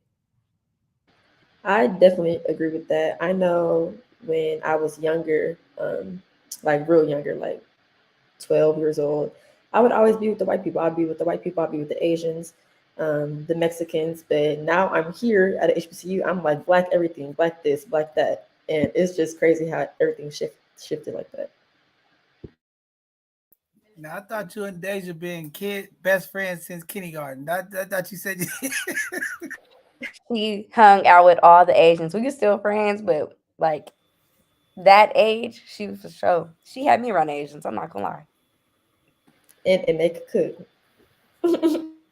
No, Nia, me too though. I hanged out with all white kids like in school because I went to white schools mostly. But when I went to college, I was like, where my black people at? Like I want to hang with my black people. No, still wasn't that many. And I had the opportunity to go to a HBCU and I still chose to stay in California and be, right here thinking like, okay, I don't gotta go give me no new ID. I don't gotta do all this stuff with the DMV, being lazy, being more what's right here closer because I play basketball. My family could come. I still said after my first year, I wish I would have made different decisions, but now I don't know. You guys spoke a little bit about the racism and like microaggressions and that you experienced. Would you say there's a difference between the ones that you experienced in California versus moving to the South, or even from Houston to New Orleans or anything like that? I would say I experienced them a lot more at home, honestly. I think like the white people I hear are honestly really cool. Like they're really friendly. They'll walk up, they'll talk to you, they'll say hi, they'll have conversations. Um, Back home, it kind of depends on where you are, but for the most part, they kind of stay separate. They don't really talk to us much. Definitely in high school, that's when everybody started to click up. It was the Asians, there was the blacks, there's the Walnut Creeks. It was just but yeah, everybody was clicked up after that. So I want to ask y'all, is that like a learned behavior? Because I hear that a lot, like when kids are like in elementary school to middle school, and then it's like this transformation, like when they get to high school and college, that everybody just kind of separate. Is it just a natural thing, or is it because as you become more exposed to what's going on as young adults, why is that? Because I hear that a lot from the young people, especially in high school right now, with all the stuff that's been going on in the San Francisco school district and around the Bay Area. It seems like as our young black students start getting into the high school mode, they really start, segregating and kind of hanging with their own. Like, what is it? Is it just because y'all start to be more influenced of what's going on in the world, the news, social media? What is that? Or is it just a natural thing that y'all do? I think all of the above, really, because you are going to kick it with people you have common interests with. And like, well, as y'all heard, Nia said, Walnut Creeks, our high school, different quads. We had like three different quads. We had Asia, and that's where all the Asians would kick it, and Walnut Creek, where all the white people would kick it. And then we had Africa. Africa was like all the cool black people and all the Mexicans who could hang. It was basically, we separated ourselves into quads, so that's who we hung out with. Yeah. When you say it on like that, it kind of sounds bad, but I guess growing up in high school, it really wasn't. It was kind of like, where you about to go? I'm about to go to Africa real quick. Oh, like or you know what I mean? It wasn't as bad, but when you say it like that, looking back, it kind of does sound like very like segregated. But I don't think it's a bad thing that we were like California, how diverse California is, and being integrated with other races and things like that. But I do think that why kind of like the reason that people tend to go towards their own race when they get a little bit older is because like they just understand more, and they understand more about you, and you're able to like relate more, I think. And as people, like, as you grow up, like that Asian friend might just gravitate more to those other Asians because they're into the same things. And it's kind of like that cultural like difference, I guess, that that makes it like more segregated. But to this day, I still think it's powerful to have other like types of influence in your life and other diversities and races. Yeah, I think Devin got a point because I want to say like growing up, maybe into like the latter half of my middle school years, I used to kick it with like my Mexican cousins rather than my black cousins, just because there was hella of them compared to like my black side of the family. So I was around them for a little minute. And then as I got into high school, I started kicking it with my friends back from like real early elementary school and my black cousins more because like I wouldn't say it was an underlying beef or like a disconnect, but like, it was just certain experiences that we couldn't relate to. And like with black folk, like I know what's up, they know what's up. It's a mutual understanding. Like we is having the same experiences every day. We had the same like interests too outside of high school, outside of just casual things. And I feel like it was a learned trait rather than it being natural. Because naturally speaking, like as a kid, you don't know what color is. Like you don't identify off of that. Like you don't know the real machination that's going inside the world. And like as I experienced things socially, I was like, all right, you know what? Maybe this ain't a good thing for me. Maybe I do need to be with people that are like more like me. Yeah, I definitely agree with that. Me personally, I went to a predominantly Black and Hispanic high school. So, like, I've kind of just been around Black people for a really, really long time. So, going to an HBCU, like, wasn't a huge transition for me because I've just been around that since high school. But definitely, like, elementary and middle school, I definitely had, like, a lot more diverse friends. But I also realized that a lot of them, we were just kind of friends because we had certain classes together, we kind of went to school together. Like that was our connection. Other than that, we didn't live in the same neighborhood. We didn't really like have a lot of the same interests. So we didn't really like hang out outside of school like that. So once we like went on to like upper education and things, like I didn't really keep in touch with a lot of those friends. And another thing, like when a lot of like social justice issues just like happen in the community, just like around the nation, it's interesting to see how they respond to it. Cause like I remember there's like people I went to elementary school with, and when the George Floyd shooting happened, and when all the riots were going on around LA and just different things, it was just interesting to see which side they kind of took. And I think that was like just one of the biggest like eye openers. I was just like, you know what? I realized like my relationship with you guys is just kind of whatever our connection is at that time. I don't really think it can go much further than that. Wow. Well, I want to transition a little bit because I'm still on this violence prevention kick from yesterday, talking about violence. And we know, like in colleges, there's a lot of violence, right? They got a lot of things that's going on: relationships, verbal violence, physical violence, psychological violence. Coming from where you guys come from, now being in the school, being in these different communities, do you see the same type of violence that we see here in California? Is it more? Is it less? People go to to college, they get in a relationship. There's domestic violence in relationships, things of that nature. Is it increased or is it less likely in the college atmosphere? I would say that it's less likely in the college atmosphere, but it definitely still happens. Um, like for one example, I could say is there was a party last week that I'm not well.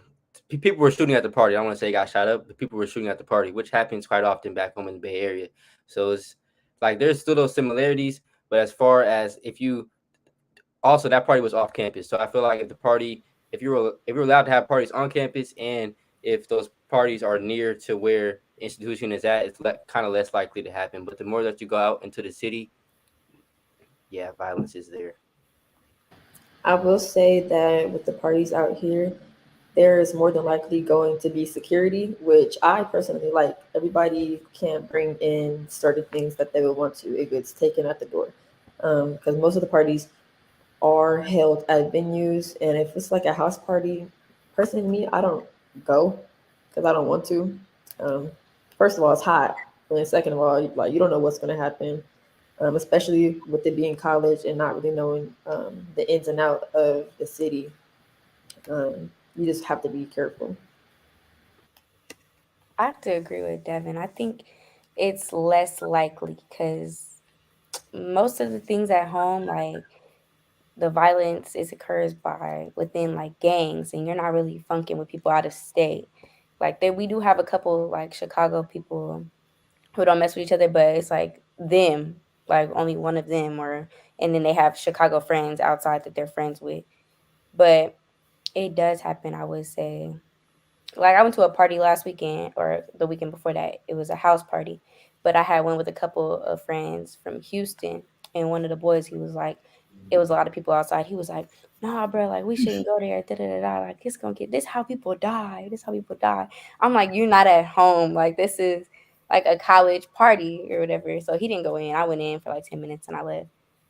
But it's definitely um less likely. Like there's not a lot of fights, but there fights do occur because of arguments and stuff, but definitely less likely. Do all of y'all got y'all pepper sprays? Who need pepper spray sent to them? Whoever need pepper spray sent to them, put it in the private chat because I need to make sure y'all have that on y'all. That's the least y'all can have. I do want to add though, that's kind of one of the pros of going to a college is that most people are here to like advance their education, so they're not necessarily here to be beefing and politicking about not little things, but other things that don't necessarily advance them in their education. But also, I do want to say it kind of depends on what institution that you go to, because I know at Grambling there is there have been a lot of fights, and there is kind of like a beef between different regions, like Shreveport and Baton Rouge, or like even the Bay Area versus LA out there. So I guess it kind of does depend on the institution that you choose to go to as well. I was definitely going to bring up that point because, yeah, I mean, stuff kind of happens. It just depends on where you are. Once again, it's kind of like once like those outside people start coming to the college parties, that's when you kind of find trouble. But like Devin said, like everybody's kind of here to get an education, so we're not going to like do too much. And I know like specifically for Xavier, Xavier does not play that.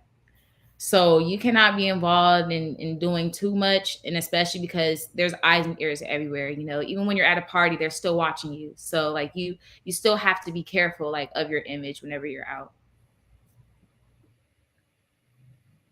Man, that's pretty powerful. That's good to know. And then Tony, did you have anything else before I talk about mental health for them? No, I just, this group of young people right here, I'm just very proud of because y'all have your heads on straight and sounds like you guys are making good decisions. One thing that I want to talk about with y'all food, y'all all talked about how expensive it was, and I don't think it's going down no time soon. So one thing that I can offer is, try to do food prep. You might get tired of eating the same thing every day, but like that food prep comes in handy. You ain't got to cook right then and there. You already have something to eat, some cooked food in the refrigerator. So I know when I was in college, that was a big thing for me because I couldn't eat ramen noodles every day, Devin. Like you said, I couldn't do it.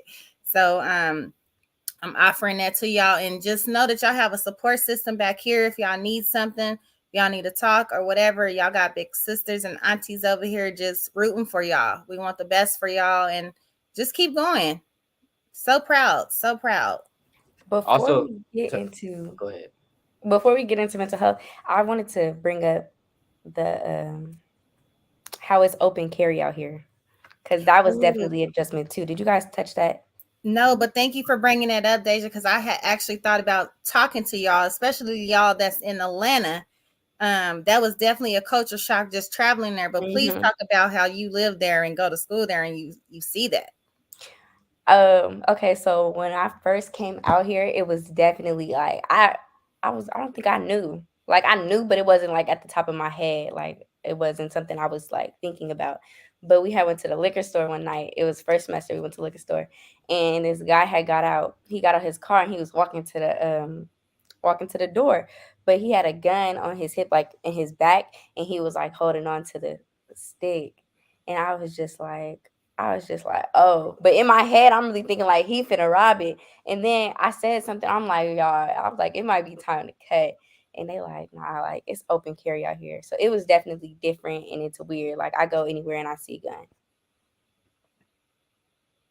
Also, Deja, when we had came into our apartment building, and the girl, she was with her child. She was this woman. She had her child right next to her. She was walking inside of the apartment building, and she just had her gun in her hand. I'm like, oh. I said, oh. I was just shook. Like I was like, I don't know what to like think about that. Let me tell y'all though. Nia said, what you say? She was like, oh, it's the gun in your hand for me. We was waiting to get on the elevator. She said, because the girl did, she was carrying her toddler. She had her gun in the other hand. I'm like, okay. Nia, I didn't even peep. Nia like, it's the gun in your hand for me. And I said, I looked at her. She was like, yeah. She was like, you never know. But what might go on? It's crazy out here. Y'all need to stay strapped. Y'all need to go get y'all one. I was like, oh. Mm-hmm. And it was I was at Bolero one time too, and this lady, I was walking in and she was coming out, and she was like, "If you got your gun, you can't walk in. You can't go in Bolero with your gun." I was like, "Oh." I was like, "Well, I ain't got one." And then she's like, "Oh, you need one? It's Atlanta." I was like, "You right. You right."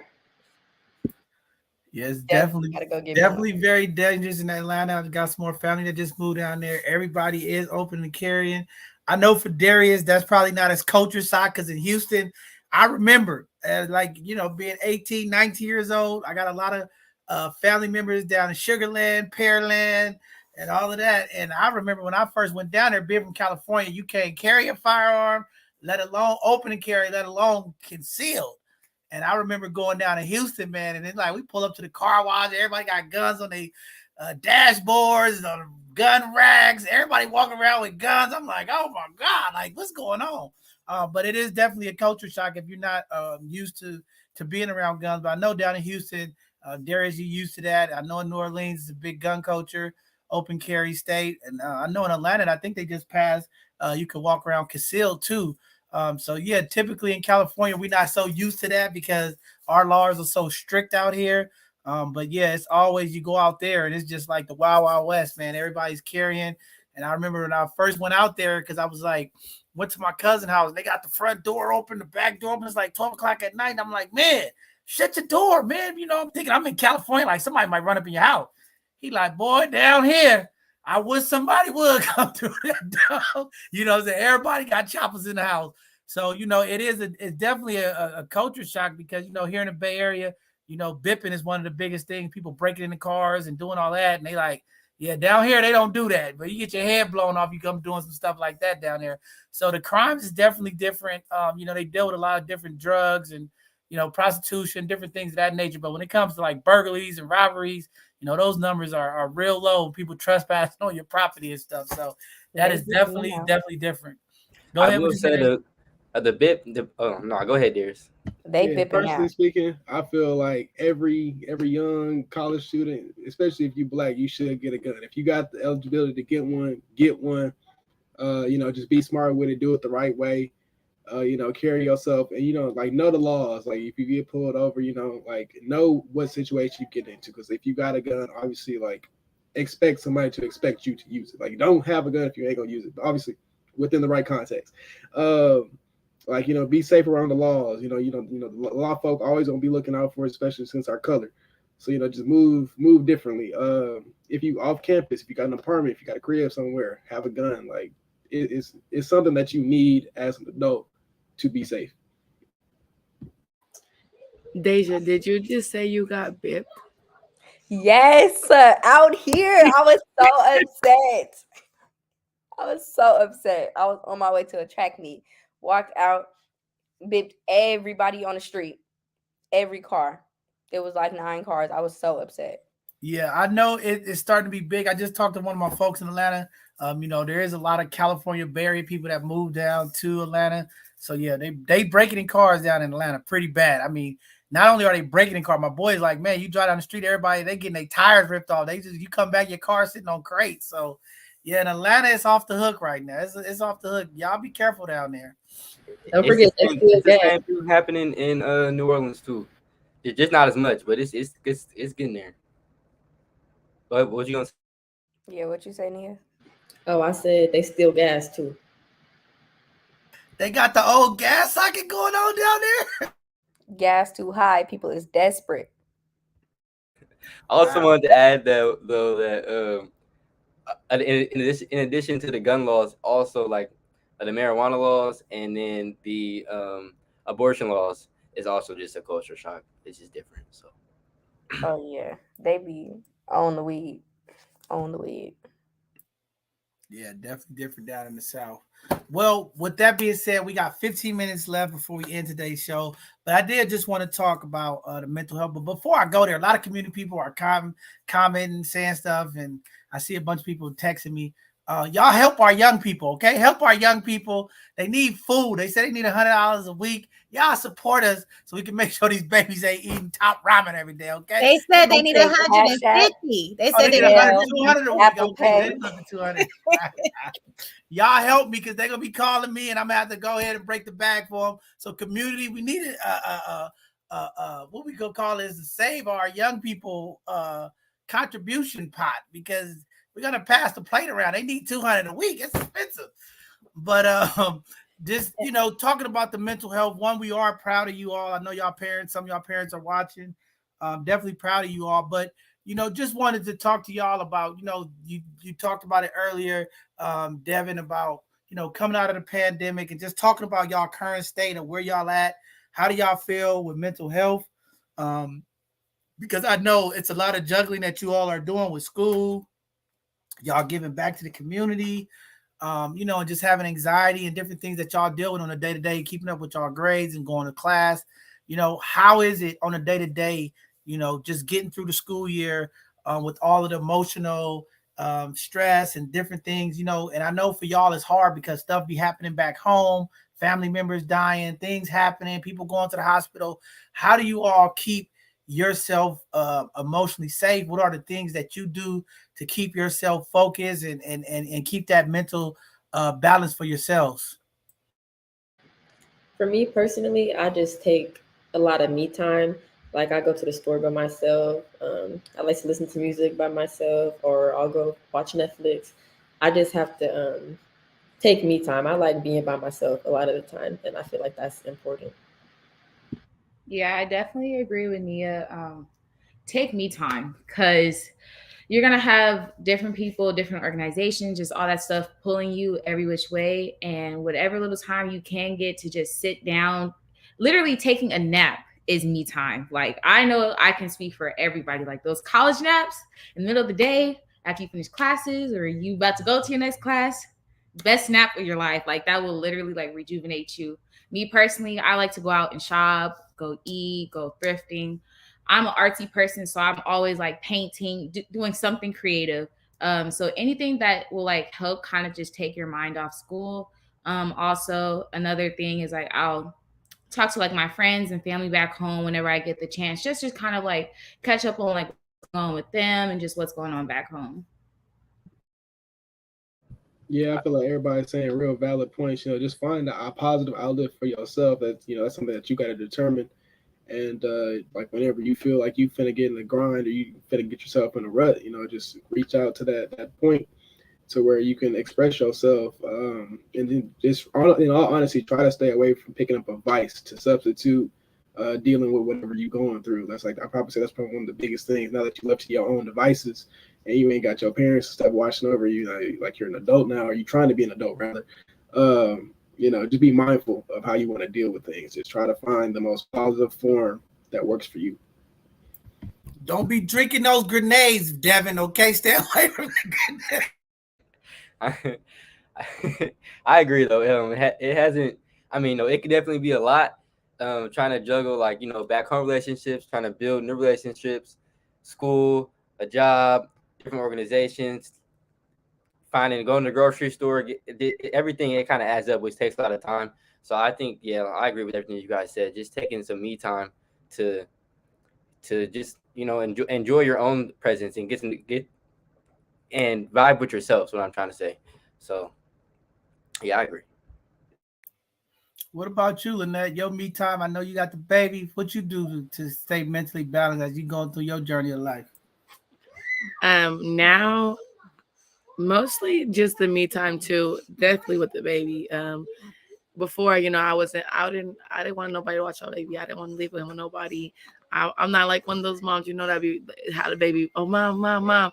No, see, my mom just watched him for the first time, so she was so happy. But for me, just honestly being with him, that's what keep me going now. But when I was in school, though, I will say, for anybody that's looking to take their kids to school or whatever they choose, um, find them a black mentor for while they're away, because that's what I wish I would have had, was a black mentor, someone to talk to, because I didn't have, like I said earlier, I didn't have the anybody black to I didn't have anybody black to reach out to, you know what I mean? So when I was going through anything, or when I was just really down, I was really down. And I'm not even gonna like try to hide it or anything. I was down. I had my days.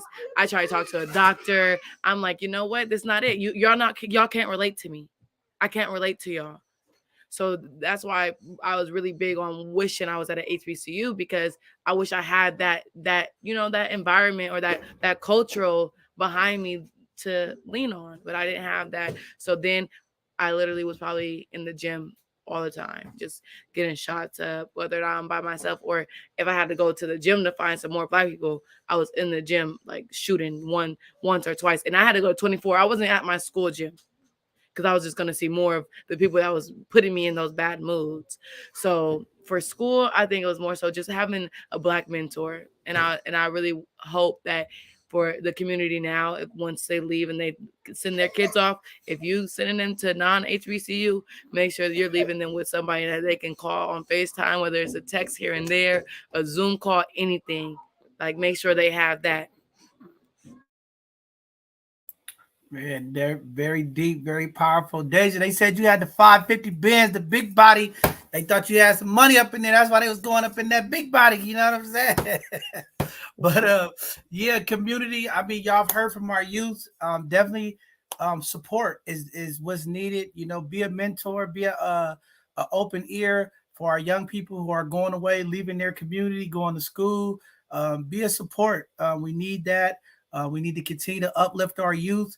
And we're going to continue to do that here. We're going to support them. We're going to make sure that they have support. That's what we're going to do. So get behind us so we can continue to support our young $350 a week youth. We got to make sure that they're eating good and they're living good. But we are definitely proud of these young folks for coming on today, talking to community, giving our community families an eye opener. I hope this conversation helped open folks' eyes in the community, as some of us this year are starting to get ready to send our young people off to school. You got some insight, and definitely, I think this was very powerful, great conversation to have. We are at that point where we're going to start wrapping up and closing out today's segment. But before we do that, we want to give everybody on here opportunity before we close out to give away some parting words. Y'all know every show we want to make sure that each person gives some gems, some information, some words of encouragement, whatever you want to give back to the young folks who are watching, because there's a lot of young people who watch these shows with their parents. We got some young high school students that's getting excited. They're going to graduate this coming June. So whatever information y'all would like to give to them or to inspire them, or just to your families, to thank your families, because so many of y'all said y'all wouldn't listen to y'all families. Now y'all on y'all own and y'all figured out, oh, I guess my mom was right. My dad was right. It's really hard out here in the world. This is the time to do it. Thank you, shout outs and all that stuff before we end today's show. We're just going to move around from the bottom to the top. We'll start with Lynette. Lynette, you could go. Then Deja, we'll just move around in Nia and keep going. I'm gonna continue what I just said for everybody. What I want to end with is make sure you have a mentor, whether you are at a HBCU or a PWI. Make sure you have that mentor with you. And also, Deja girl, he came back with all them prices because you driving that big body Benz. That's why you had the hitch with them numbers. Honestly, I was so sick. Just give my car back. But yeah, send your kids to HBCU. Just be prepared that they not gonna have no housing. They might kick you out your classes a couple times. You're gonna have to fight for a spot if you want to live on campus for sure. But yeah, they're just very unorganized. But working with Black people, they just gotta evolve. They gotta do better. But they'll learn. Just keep sending your kids to the HBCU though, so be around their people at least for a little bit. It was definitely different coming from California because it was so diverse. And now when I see others, I'll be shocked. Like, it's weird to me. But yeah, send your kids to HBCU. All right, Nia. I just want to say thank you for tuning in. And for me personally, I would encourage everybody to, if you are going to college, go to college in a different state. It is definitely an experience. Your state is probably good too, but definitely you want to get those opportunities and experiences out the way. So thank you. All right, brother Darius. Just try to find your groove, man. It doesn't matter how long it takes for you to find it, but just try to associate yourself with like-minded people, and stay strong in your beliefs and your morals, and just know that you're gonna come out on top. Yeah, that's what's up, Miss Kai. I would say don't be afraid to ask for help. I know, like throughout high school, and even when I first was like starting off with college, I kind of felt like I needed to have everything together. But you realize I know, like when you're in high school, you kind of look at college people like, oh, they kind of have their life together. They're in college now. But I promise you, we are still trying to figure it out every single day.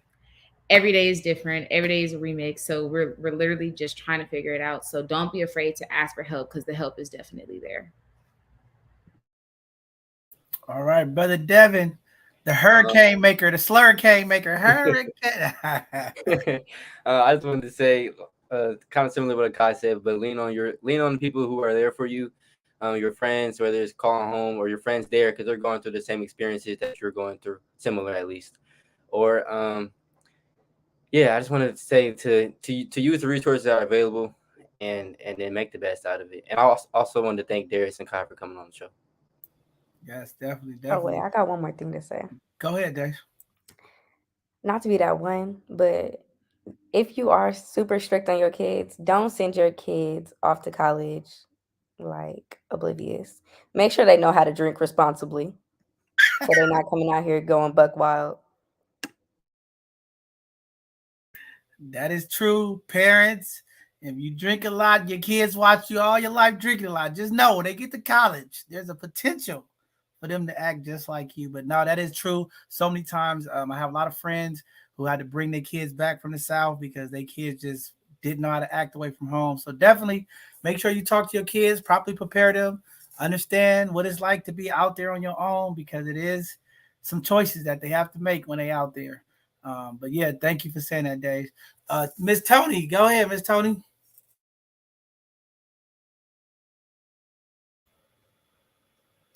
Once again, congratulations, youth. This is an amazing show. Thank you for your input and your outputs. And Just keep living your best life and keep ascending. And just remember, courage doesn't always roar.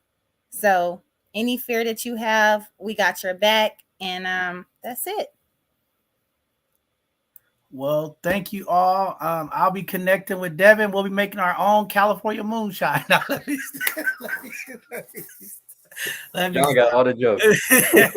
I'm just giving Devin a hard time. I got your back, Devin. I got you. I got you. But definitely, thank you all for tuning in today. This is very important, powerful, and impactful to our community.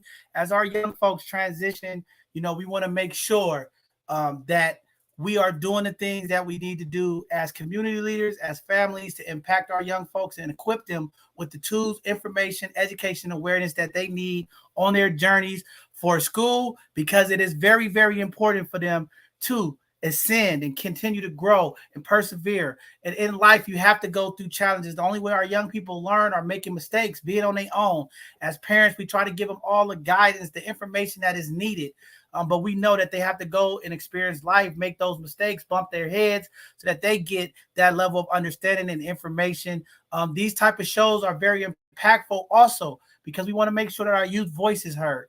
These are their conversations. These are the things that they want to talk about that's important to them. And we want to make sure that their voices are heard and that they're uplifted.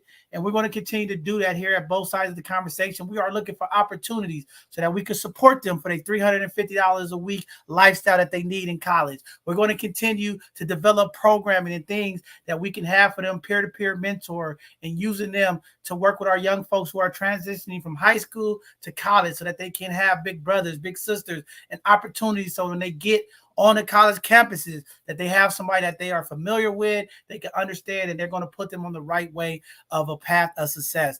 So with that being said, more shows, more topics, more conversations from our youth team here at both sides of the conversation. Look for them, even while they're in school, to be doing things to impact our community, not here in the Bay Area, but also across this country, the work that they're doing. So we just appreciate them. There's a lot of behind the scenes stuff that they do to make this platform move forward here in the Bay Area as well as beyond. They are connecting us with other folks and other opportunities, and we're going to continue to do our part as both sides of the conversation to bring those intersections together. Make sure that the resources, the jobs, the information, the grants, whatever it is that our young folks need across this country, that we can support them and uplift them and make sure that they have the necessary things that they need to make it for their day-to-day college life as well as their day-to-day lives that they're building up to become young, phenomenal people in our community that's going to do positive things to impact our community. It takes a village. It takes all of us uniting together in solidarity to make sure that these experiences, these life challenges, these life changes, they have somebody to walk through as well. And that's what we're going to continue to do here at both sides of the conversation, to be on this journey with them, to make sure that they make and do all the endeavors that they so focusedly are a part of. But with that being said, we are excited. We're going to find a way to pass the plate around. Community, the plate is being passed around. Make sure you help our young folks because they out there. They tired of eating top ramen noodles. They need $200-$300 a month, y'all. Help them out, okay? But our next upcoming live show is this Tuesday, our Hidden Gem segment, where we will continue to highlight our Black and Brown businesses, as well as our community leaders, our youth, folks that are doing positive things to impact our communities. We are looking forward to our guests this Tuesday, as well as our Educational Thursday that is coming up. We have a phenomenal Sunday conversation that we're working to put together for this upcoming Sunday. There's a number of community events that you all see us out. We'll be live. So if you don't know how to connect with us, go on our YouTube, check out some of the stuff. When we go live, we'll be out. You'll see some of the community events as we continue here at both sides of the conversation to impact our community in all the ways that we can, whether it's through housing, through food, unhoused, mentorship, whatever we're trying to do to bring our community together. So we are excited. We thank you all for tuning in today. Our young people, again, so eloquently spoke today about their experience, their transition. I hope it was an eye-opener for our community parents, for young parents out there that's getting ready to transition your kid next year. A lot of things to think about. I hope this conversation opened your mind and understanding of what you're sending your kids to, and hoping that they get the fair jumpstart of life as they pursue their education advancements. So with that being said, thank you all. We bid you all a good evening, great Sunday, upcoming week for our young folks. Do y'all thing for this week upcoming. Be prepared, be ready, and tackle your educational needs so that you can succeed. We want to see all of you all finish on time, get back, and do some amazing things to impact our community. We want to thank Lynette for being here as well, as she is a phenomenal young leader of our community, a young mother who is just excited about community, excited about her people, and we just thank her as well for being here. To Darius and Kai, thank you for connecting with the young brother Devin. Y'all let me know he's working, because I'll be having to call and make sure he's working and connecting with folks down there. We're going to continue these type of conversations, and we're going to figure out here at both sides of the conversation how we can connect with you all down there, and make sure that you all are utilizing your talents to give back, and how we can also support you all as well. It takes us all to do this. It takes us all. But it starts with the young folks. Nothing in this community happened without our young, phenomenal young leaders. And we are excited to be in partnership with them and watching them develop. So community, get behind us. I'm sending the plate around, okay? Make the donation. Send help. We got to make sure our young folks ain't eating cup of noodles every week. And we got to make sure Devin's not out there making slurricanes, okay? With that being said, thank you all for tuning in. Great show. We'll see you all next week on Tuesday for our next live segment. Have a blessed evening, and we'll see you all soon.